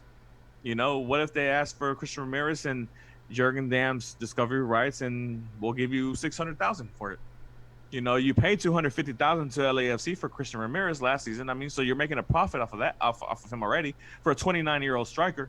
So I mean, what we've heard Matt Jordan talk about as far as player development and stuff like that. We were always looking to flip players, make profits, and continue to invest into the team, into the youth. I mean, a $400,000 profit on a 29-year-old striker. That's not even our starting striker. That seems like a good deal of business. I don't know. But yeah, I mean, I saw a lot of people out there. I mean, obviously the poll finished 22% of y'all were like, yes, let's do this deal. 78% of y'all were like, hell no, he's Superman. Can't give her to Superman. What do you think, Sean? What are your thoughts? Oh man, I agree with the fans that say no, he's Superman, and here's why. I think he's a lot better than that amount, and here's why. Number one, Morrow's almost certainly gone, if not midway through this season, at the end of the season. If Morrow leaves, we have a bit of a hole at center forward, and Ronaldo Pena ain't it, yo. You're going to have cash, though. He ain't it, fan. It don't matter. We got plenty of other places to spend that cash. I don't need to be spending that cash on center forward again. Christian Ramirez is that player that could be your Brian Ching when Morrow leaves, that could be here for 5 more seasons. 32, 33 years old for a center forward is not unheard of. It's not absurd at all. And he's a hold-up type player. He's shown the athleticism that he has. He doesn't have a lot of pace, but that's okay. He doesn't need it. But he's a hold-up forward. He's the perfect. Him and Morrow, each in their own way, are perfect for that point of the spear in the 4-2-3-1, 4-1-2-3, whatever formation you want to call it, the 4-3-3. He's that perfect tip of the spear. And I just feel like, given 1 or 2 seasons with the opportunity to be the starter, to be the man at the top of that spear, I think Christian Ramirez is one of those players that can show up and show off. I think he's one of those types of players that can be worth closer to 2 to 3 million, even within MLS. I think we're talking about a player that's probably ultimately worth anywhere from 4 to 4.5 million on the open market once he has the opportunity to show what he's actually worth instead of continuing to ride the bench. But again, we got to see him start consistently for that to even be remotely a possibility. Well, I'm not gonna sit here and disagree with anything you're saying. I do believe that if Christian was given the opportunity, I think he'd make the most of it, and he'd be I don't know if he'd be a top striker in the league, but I think he'd be second tier for sure. Yeah. But I guess to play devil's advocate, I mean, you being the good cop and me being the bad, and you being for him staying, and I'm gonna take the role of him leaving. It's one of those things where, obviously. The thing is, well, what happens with Mauro? I think if let's say the scenario goes where we do sell the discovery rights and Ramirez to Atlanta United, then I think that kind of lines the hold on trying to sell Mauro, especially for this season, unless some ridiculous offer comes in from Europe. But obviously the offer will have to be some kind of astounding number, because you've seen the numbers being thrown around for Mauro these last couple seasons. Anywhere between the $7 to $9 million range as far as transfer fee for him. So I don't even know if an informed Mauro Manotas, if Dynamo management would be willing to sell him for $10 million. Depending on his form, or how well he's doing in the. Oh, they are. The league. They would in a heartbeat if somebody came with a $10 million offer. Well, Morrow, it's been great having you. It doesn't matter if he's been scoring 15 goals, over the last 15 matches. But that's They're what I'm be like, have a great time, Morrow. Good luck in Europe. Yeah, but that's what I'm saying. It's one of those things where, yeah, it's great that you can do that because you have a player like Christian Ramirez that's ready to take his spot if need be, But obviously, if you get rid of that component and you send him to Atlanta, then you kind of more eased off. Like, okay, well, hold on. I want Mauro to let's finish the season and we'll discuss. We'll discuss in the winter. And then that way we have options and have time to bring in a formidable option. Because I think it's one of those things that if you take the fact that you're going to sell and make a profit off Christian Ramirez, and then you're going to sell Mauro, which is going to bring an influx of transfer money into the organization, into the club. Now you have options as far as the global market to bring somebody of maybe interest to spearhead the Dynamo in the future, as a goal scorer, because obviously the most attractive players being signed are the attacking players, the goal scorers, right? That Chicharito, the Zlatan Ibrahimovic, the Carlos Velas, the Robbie Keanes and the Thierry Henrys and stuff like that. Those are all, forwards, strikers, that the David Villas, those type of players. If you could find yourself a player like that with the money that you made off Christian and Mauro, that would be a good look. But, I understand obviously the way Christian has come in and he's just, taking in the whole aspect of, Houston and holding it down and being that like basically face of the franchise. There's a mural of him, in front of Minute Maid right now as we speak, for a player who's only been here for half a season, not even half a season. He's being put out there as one of the faces of the franchise. So I understand why losing a player like him would be devastating, I guess. But I don't know if I would go as far as saying, the valuation of him. Like I said, you got to take the age in consideration. He's 29. He's not going to get any younger. And like I said, he's as a number 9, he's perfect. He's like like you said, I like the comparison you did with Brian Ching. He's that holding number 9 who can hold the ball up front, and get out to the wings, or make a little move and score the goal from within 5 yards or whatever. But if Atlanta came with something formidable, obviously Atlanta with the funding, with the money they have, they have means to go look in the global market. And I think I saw today that they were linked with Carlos Baca from Villarreal, who used to be a former Colombian national team striker. He played with Milan as well and other teams in Europe. But if that option came up, maybe 600,000 is a little low. I could understand that. But what if they offered $1 million for both? What would that would that sway your opinion? Uno momento por favor.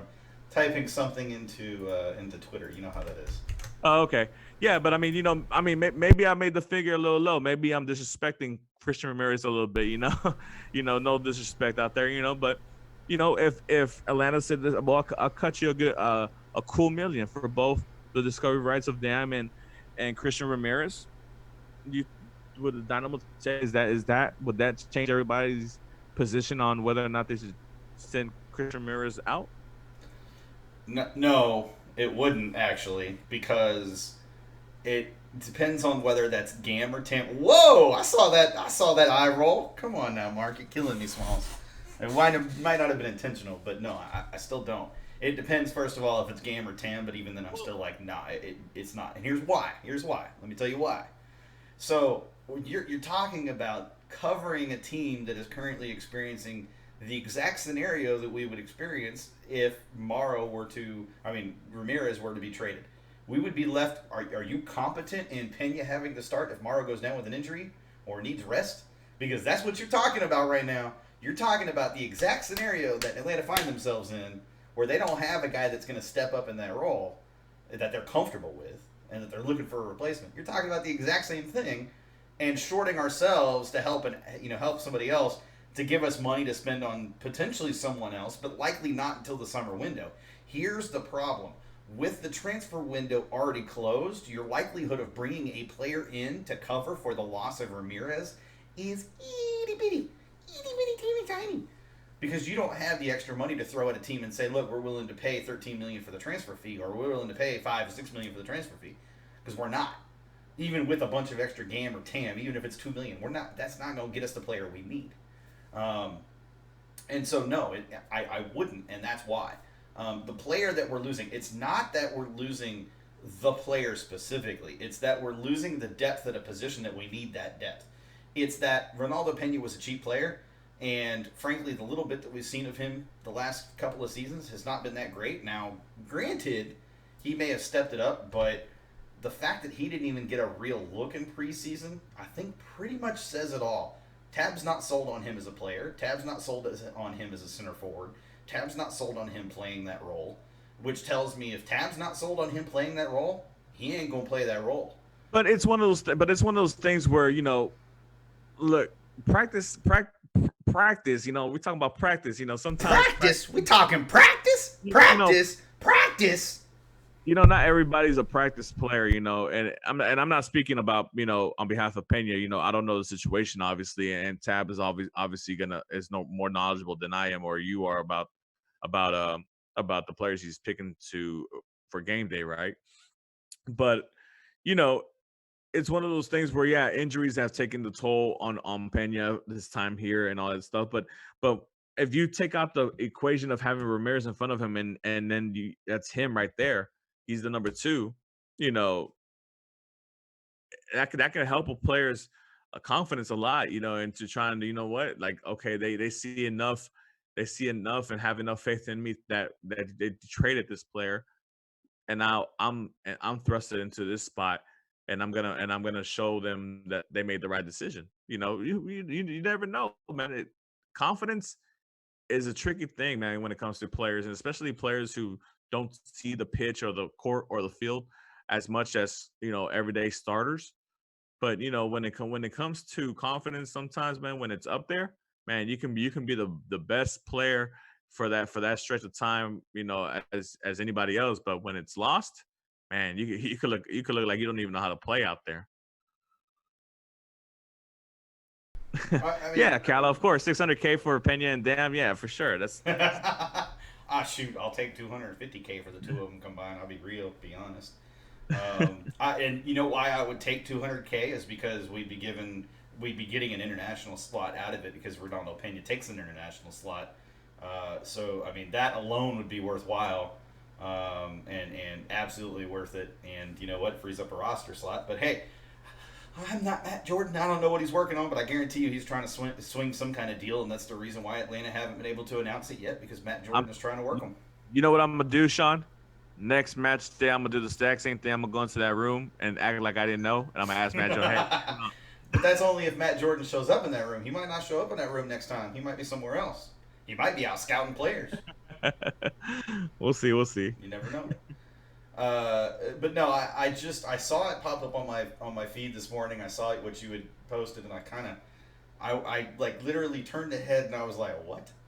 Why are you even bothering posting that? And I'm like, okay, let me think about it. It's a scenario, man. No, I put thought into it. At the end of the day, I was like, don't be crazy. Nope, there's no doubt in my mind, none whatsoever. Now, if you had said, hey, would you trade at this point in his tenure, would you trade Elise and the rights to Dom? Now, hear me out. Elise and the rights to Dom, knowing full well that Elise wants to go to Europe, has high hopes to go to Europe, and you wanted to sell him for roughly $6 million, but you haven't been able to secure that yet, and knowing that his contract isn't up at the end of the season. If Atlanta offers $600,000, or let's say they drop a cool $1 million for him and the rights to Dom, I'd take it, and here's why. Because I can replace an Elise. Now, I know that's crazy to say, but I can replace that position because we already have players at that position that can step into that role. Yeah, but then why wouldn't you have taken the $4 million that was offered by I forgot the club. Oh, I would have. No, you forget. I would have taken that $4 million. But what I'm saying, okay, I'm not speaking particularly about you. Yeah, it's more about Matt Jordan not taking. Yeah. So I mean, if you're able to do that, then why wouldn't you have taken the $4 million that was offered to you in the winter transfer window? You know, so I mean, it's a hypothetical, because sometimes. As a fan, you're so focused on the matches and obviously right now all the hype because the season started that you forget that there's a lot of things going on and a lot of teams, even though no matter how talented their starting 11s are, you can see that there's no depth behind those starters and that how much they rely on those starters being there week in and week out because the quality of the team falls dramatically when that player is lost, and obviously, Atlanta has been one of the best teams since they started with MLS, and they've won titles upon titles upon titles, and they've been one of the marquee franchise, if not the marquee franchise, for the last 3 years.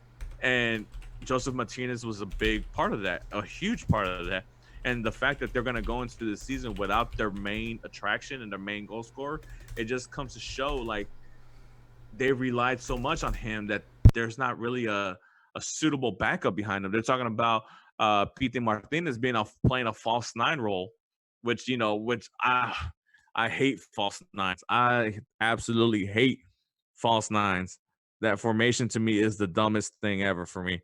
But that's neither here nor there. But it just comes to show that no matter how strong of a club you are with a starting 11, once one of those marquee players fall out, the depth of your squad is now like being to a point where you're like, oh man, the quality of the team is going to take a bit of a dip, and not to mention, obviously they had a lot of adapting to do from Tata Martino style to Frank De Boer style, and now that you're losing your main striker, your main goal scorer, the one who kind of saved you in a lot of games last season, as far as turning ties or losses into wins, not there now to save you.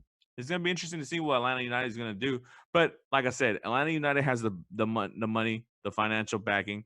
So I'm sure they're going to be active. I'm sure they're active right now to find something in the summer transfer window, But like I said, I'm going to toss out a question or a poll question like 24 hours before Showtime, just hypotheticals, or depending on what's going on, just to see where everybody's mind's at, because obviously it's not as crazy as obviously you thought, Sean, because I mean, like 22% of the people said, yeah, I'll trade. That's less than 1 in 4, bro. That's not that great. But I mean, of a but percentage. some people, said, yeah, man, it's out there. I mean, obviously, my majority of the house said no. Like I said, there can be a lot of different factors, like because everybody loves how Christian Mirrors came into the club, and how he's with the community off and on the pitch. So your point about some people this, that, or the other. Some people also thought that HustleTown would never work. So Yeah, I'm just saying some people make choices and then they are wrong, and that's okay. They can make those choices. That is literally by their choice. Callis says 22% of people know nothing about soccer and think that spending money solves all the problems. Callo, I know who that's pointed at, and I chuckle because you're not wrong. Well, hey, Callo, you're about to get 80 mil from Manchester United, so Aston Villa better learn how to spend that money. Grealish? You think Grealish is going for 80 million? I think he would go for more than 80, to be honest with you. I don't know. We'll see how firm Aston Villa front office is. I feel like if Tottenham were smart, they would go after him in a heartbeat, because he would fit in that lineup very nicely. Yeah, but Tottenham is smart. Oh, ouch! you know who else is not smart? That would be Arsenal, sitting in what place are y'all in? 10th place in the table, bruh. Hold on. 10th in the table. We just turn a corner. Give us time. Look, you're closer to the bottom half of the table than you are the top 6. Damn, dude. Damn. We're at.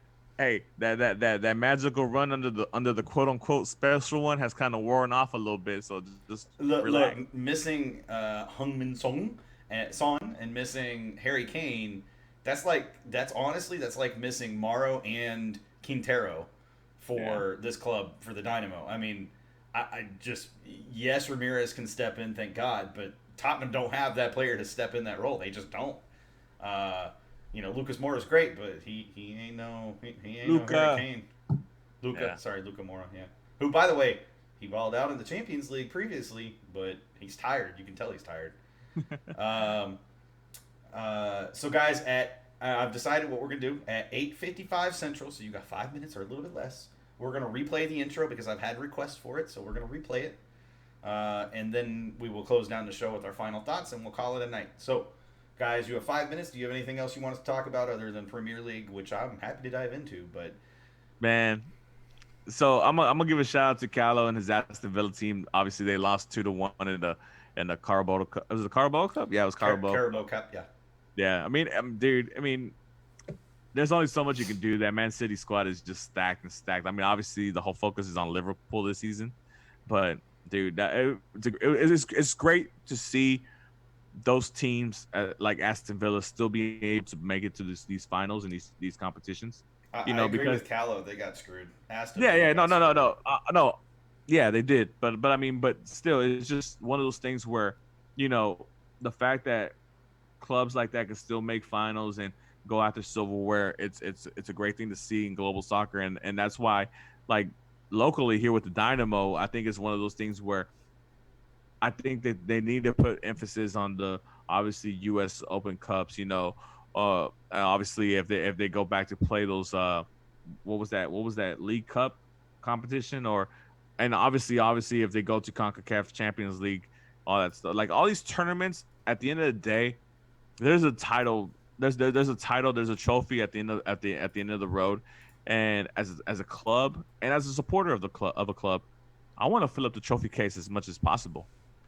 I want to fill up the trophy case as much as possible, and I think everybody here on this chat and every other supporter of soccer feels the same way. I don't care if it's the fourth cup of the whatever. I mean, silverware is silverware.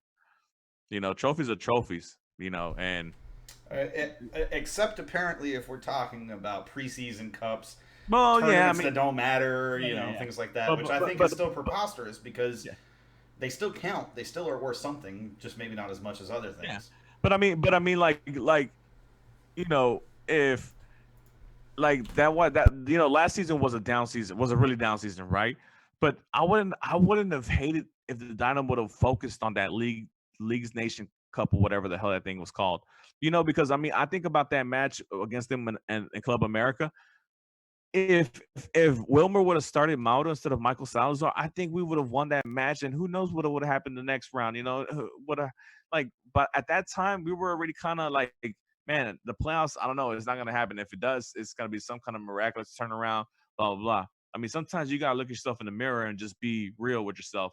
And at the end of the day, if they would have took that League Cup or whatever hell it's called seriously and won that title, I mean, yeah, it wouldn't have taken so much of the sting off failure of the playoffs and how the team, looked on in regular season or whatever. But at least it would have been okay. We'll sit. We got this cup, we got this title at least this season.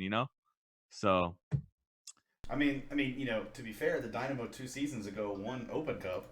yeah, And look how much excitement that brought.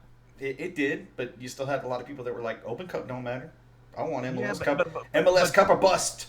No, but see, it's those type of people that we need to. Well, okay, I don't want to say those type of people, but no, it's one of the things where, soccer is a little bit different than the sports here, the sports here in America, right? Like you play different competitions, like NBA, MLB, you have the regular season and that's it, and then you have the postseason, right? Like in soccer, you have your regular season, then you have your competition, then you have your international competitions, and then you have the other competitions depending on what you qualify for throughout the other competitions. So I mean, there's soccer. There's just so much more money globally than any other sport in the world, and it's one of those things where all these competitions at the end of the day matter. U.S. Open Cup, for those people who didn't think it mattered, guess what? That qualified us to CONCACAF Champions League. That up the Dynamo's profile to be out there toe-to-toe against Tigres. That ups the profile of this club. Those international competitions up the profile of the club. That's why these cups need to be taken seriously. Especially if it's something like that, at the end of the road where you get a qualification to an international competition, or if there's a money grab, because I remember, what was that league that they had with Liga MX, that Superliga? There was like $1 million purse at the end of the. We almost won one of those editions of the Super League. I think we lost against New England or something like that. I don't remember, but yeah, I mean, let's fill up the trophy case. That's all I'm Is that what you're trying to say? Yeah. All right, guys. I said we were going to do it, so we're going to do it. We're going to replay that intro video for you guys. Thank you guys for tuning in. We will come back after the intro video is done for kind of closing up shop. But real quick, guys, we're going to replay that for you. So keep tuned in. Mark, you can go ahead and mute your mic, and I'll tell you when we're back.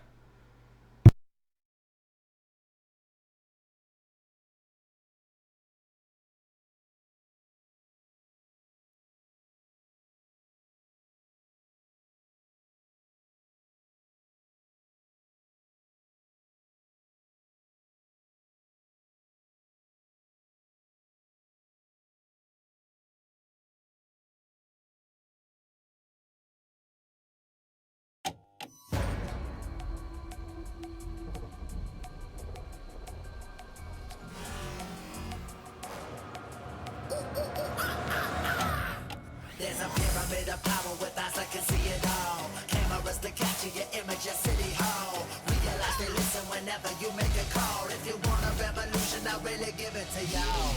There's the army that bands against bands of dead presidents, determining life of mankind of cancerous. How we breathe vapors, green got us bleeding in streets for cheap paper. Assemble the masses, melt the plastic compound, realign when the shit gets drastic. Lift the veil when the systems are masked. It's just another pyramid scheme, a government racket. The power with the power, the Charles Jurassic. Nation T-Rex with covert tactics. Rise from the ashes, they back the Atlas.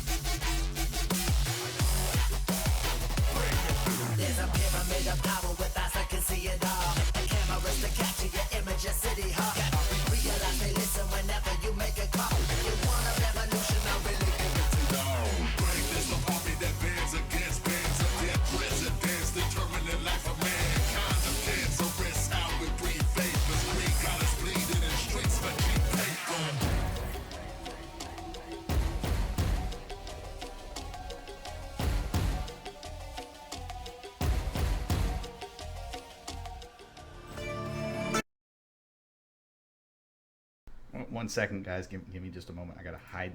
There we go. We're back. We're back, Mark. We're back. Thank you, David. Thank you. I am quite proud of it. Tears in my eyes, guys. Tears in my eyes. It was a lot of work to get to that point. But yeah, thanks, David, for your contribution to the video. It is very much appreciated, as obviously that played a very pivotal part. I was glad to have that little bit of the March in there, because it worked out perfectly to fit it in there. Thank you, Christian. We appreciate it. Like I said, guys in chat, do me a favor. Go hit up your boy Christian, whether it's on Twitter or YouTube or podcast format, whatever. He's got an amazing show. Does an amazing job breaking down different things. Look, the more support, the merrier. The more coverage, the better. Definitely always support guys that are trying to start their own thing, and Christian is no exception. So good luck with what you're doing, Christian, and thanks for tuning in this week. We appreciate it. With that said, before we close up shop, Mark, let's do some bold predictions. What do you say? Let's do it. So again, predictions that we had as of last week before Saturday. I had a loss for SKC. I mean, a loss for us going into SKC. I'm going to stick with that, actually. I still think that's the case. Mark had us on a draw. Mark, are you sticking with that as your actual prediction? 100%. So we leave with the draw, if you are Mark. 3-1 Dynamo, screw it, at least brace, says Cisco. That's a pretty good prediction. Although I think he was probably expecting that to be the bold prediction. I don't know. We'll see. But all right, so we've done our actual predictions. Now, Mark, let me ask you this. What is your bold prediction for the match?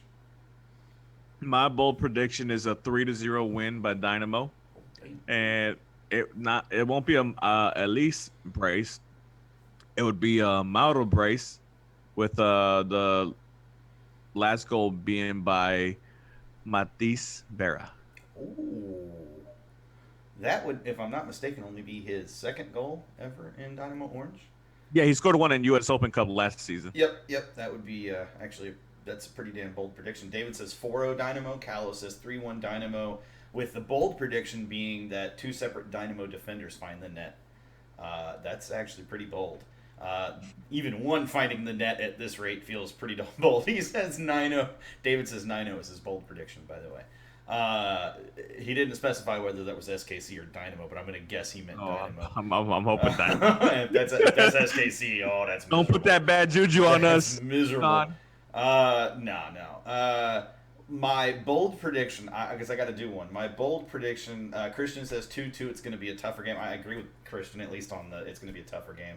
See, I think it's going to be 2-2. That's going to be my actual prediction. So I don't think there's going to. Yeah, I agree with Christian on that aspect.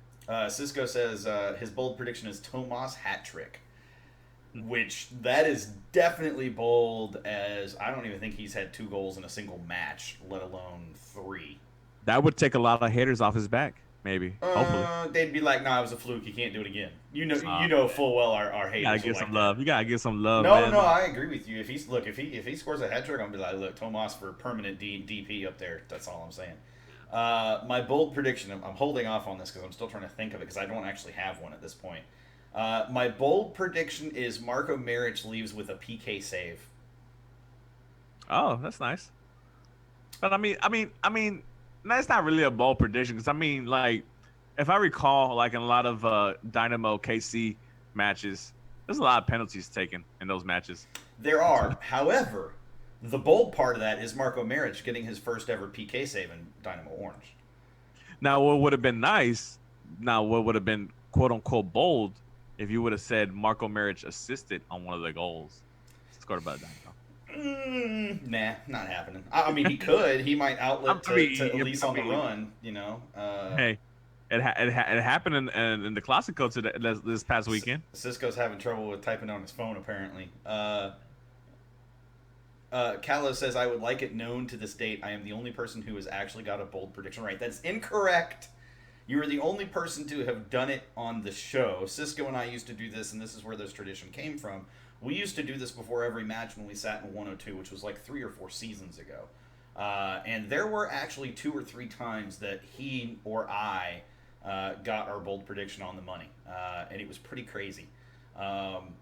There's no proof. He says plenty. Actually, there is, because there was a time that I tweeted out a bold prediction, and it happened. Now, don't ask me to go back and find it because I don't remember what it was at the time.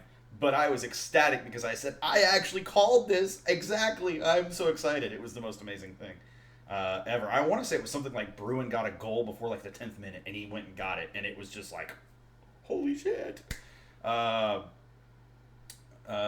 Christian says bold is 2-0 Dynamo. Both center backs on corner. Oh, that's very bold. Both center backs scoring on corners.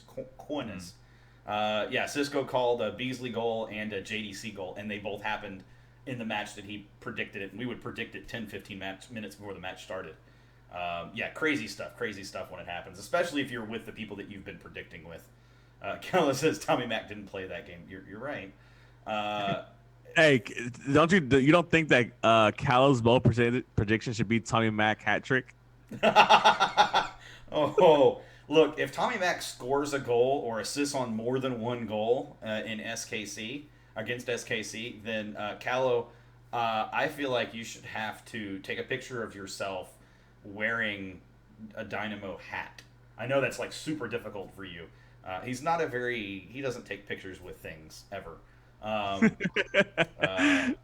I'm going to change that. I think if that happens, I think if Tommy Mack gets more than one assist or scores a goal against SKC, he changes his avatar to Tommy Mack for a month. No, I got better than that. He has to come out to the next match that he attends at home. He has to show up to Rodeo Goat and hang out with the Surge. Oh, there you go. See, I'm promoting the idea of togetherness and passion and support together. And why that's a big deal is because, honestly, I've never met Callow in person. That'd be great to meet Callow in person and laugh at how dumbasses he's just we are. An entity. I don't even know. He's an enigma. Yeah, there you go. I don't even know if he truly exists. I think he's another personality in my mind. No, he's just a bot. He's a very talented bot. He's very well built. Yeah. Callow says if Tommy Mack plays, it'll be a travesty. Cisco says HustleTown will be lit. Yeah, again, guys, as a reminder, as we're closing up shop tonight, the HustleTown will be, or the majority of HustleTown will be out at Jack and Ginger's. If you need the address or location, first of all, Google has it. So as every other maps program has it. But if you don't want to look up on there, just hit them up on Twitter. That's at the Surge SG. Hit us up on Twitter at Gen Orange Radio. Hit Sergio up on Twitter. He's got it at, I don't know what his Twitter handle is. At Sergio's Lion, maybe? I don't know. I don't even think he's in chat anymore. He hopped off like a, you know what. David says, see y'all at Jack and Ginger's. I'm going to be there. I'll see you, David. It will be great to hang out with you. I will try to make it there, man. But, my schedule this weekend is going to be you're moving. It's all good. We understand. If you can't make it, you can't make it. But if you do make it out, then first beer's on me. But for those who haven't been out there, man, Jack and Ginger's is a great place. It is. It's fantastic. I actually was just out there with Cisco watching the Rockets game after the Dynamo match was over on Saturday, and it was pretty nice. It was very chill. It was, Saturday night was kind of quiet, but it was also pretty late at that point. So I don't know. We'll see. But Kevin says, how do you know I wasn't at Rodeo Goat? Maybe I blend in really well with crowds. No, Mark gets an excuse. He's moving into a new house. There are excuses that I can allow. That's an excuse I can allow. Trust me. I wish I could. I mean, I'm gonna try. We'll see. I mean, we're gonna start early on Saturday, so we'll see. But I don't know. I might come over there. Smelling of sweat, but it's all good. I just need a beer in me. Somebody beer me. We're all gonna be smelling like sweat if there's a whole bunch of HustleTown people in there. Don't worry. Yeah, Cisco says, I'm 2 hours away, though. Yeah, you are, and you're working all day, I get it, but you also get off work at like 3, so getting there by 7:30 isn't that big of a deal. You'll even have time to go shower. Even if you say 4 o'clock, you're still going to get there before 7. Yeah, Darby. So for those that don't know, Brian was in the hospital recently dealing with some stuff, and so he's out. Thankfully, he obviously got to attend the first match, which was great. Got to march in the march, which was fantastic. That's cold. David, you got that hate placed on you right there. Damn. David, I don't know if I know you personally yet. I met a lot of people the last couple I think weeks. you're about to get to know him though. All right, guys. Look, it's the end of the show. Again, we appreciate you guys tuning in. If you get a chance, hit that like button, hit that share button, hit that subscribe button. Subscribe to the channel if you can. We're at 56, maybe 57 now. We're trying to get to 100, so we got a little ways to go still. But everybody that's subscribed, we do appreciate it. And by the way, there's a little trick. If somebody does subscribe to the channel, something does happen in the stream. I made that thing happen, and I've tested it, so it should work. But guys, again, thank you very much. You can see our Twitter handles are on the screen there. Mine is at Sean Ringrose. His is at Segovia. Our combined account is at Gen Orange Radio. Keep an eye on the Twitter account on Wednesdays. Excuse me, I felt it coming. On Wednesdays each week, Mark's going to post a poll. I'm going to force him to do that on a regular basis from now on. If you can't do it next week, Mark, just let me know. I'll pop something up there. Cisco says his is at Cisco062. David's, you'll see it here in a minute in my outro. By the way, we got a new outro video too. Woo! Been working hard. But guys, again, thank you for tuning in. Give us a like, give us a follow, give us a share, give us a subscribe, whatever else you can do. We appreciate it. And guys, we'll see you next week. Or if you're out at if you're out at Jack and Ginger's, we will see you on Saturday. Peace out, guys.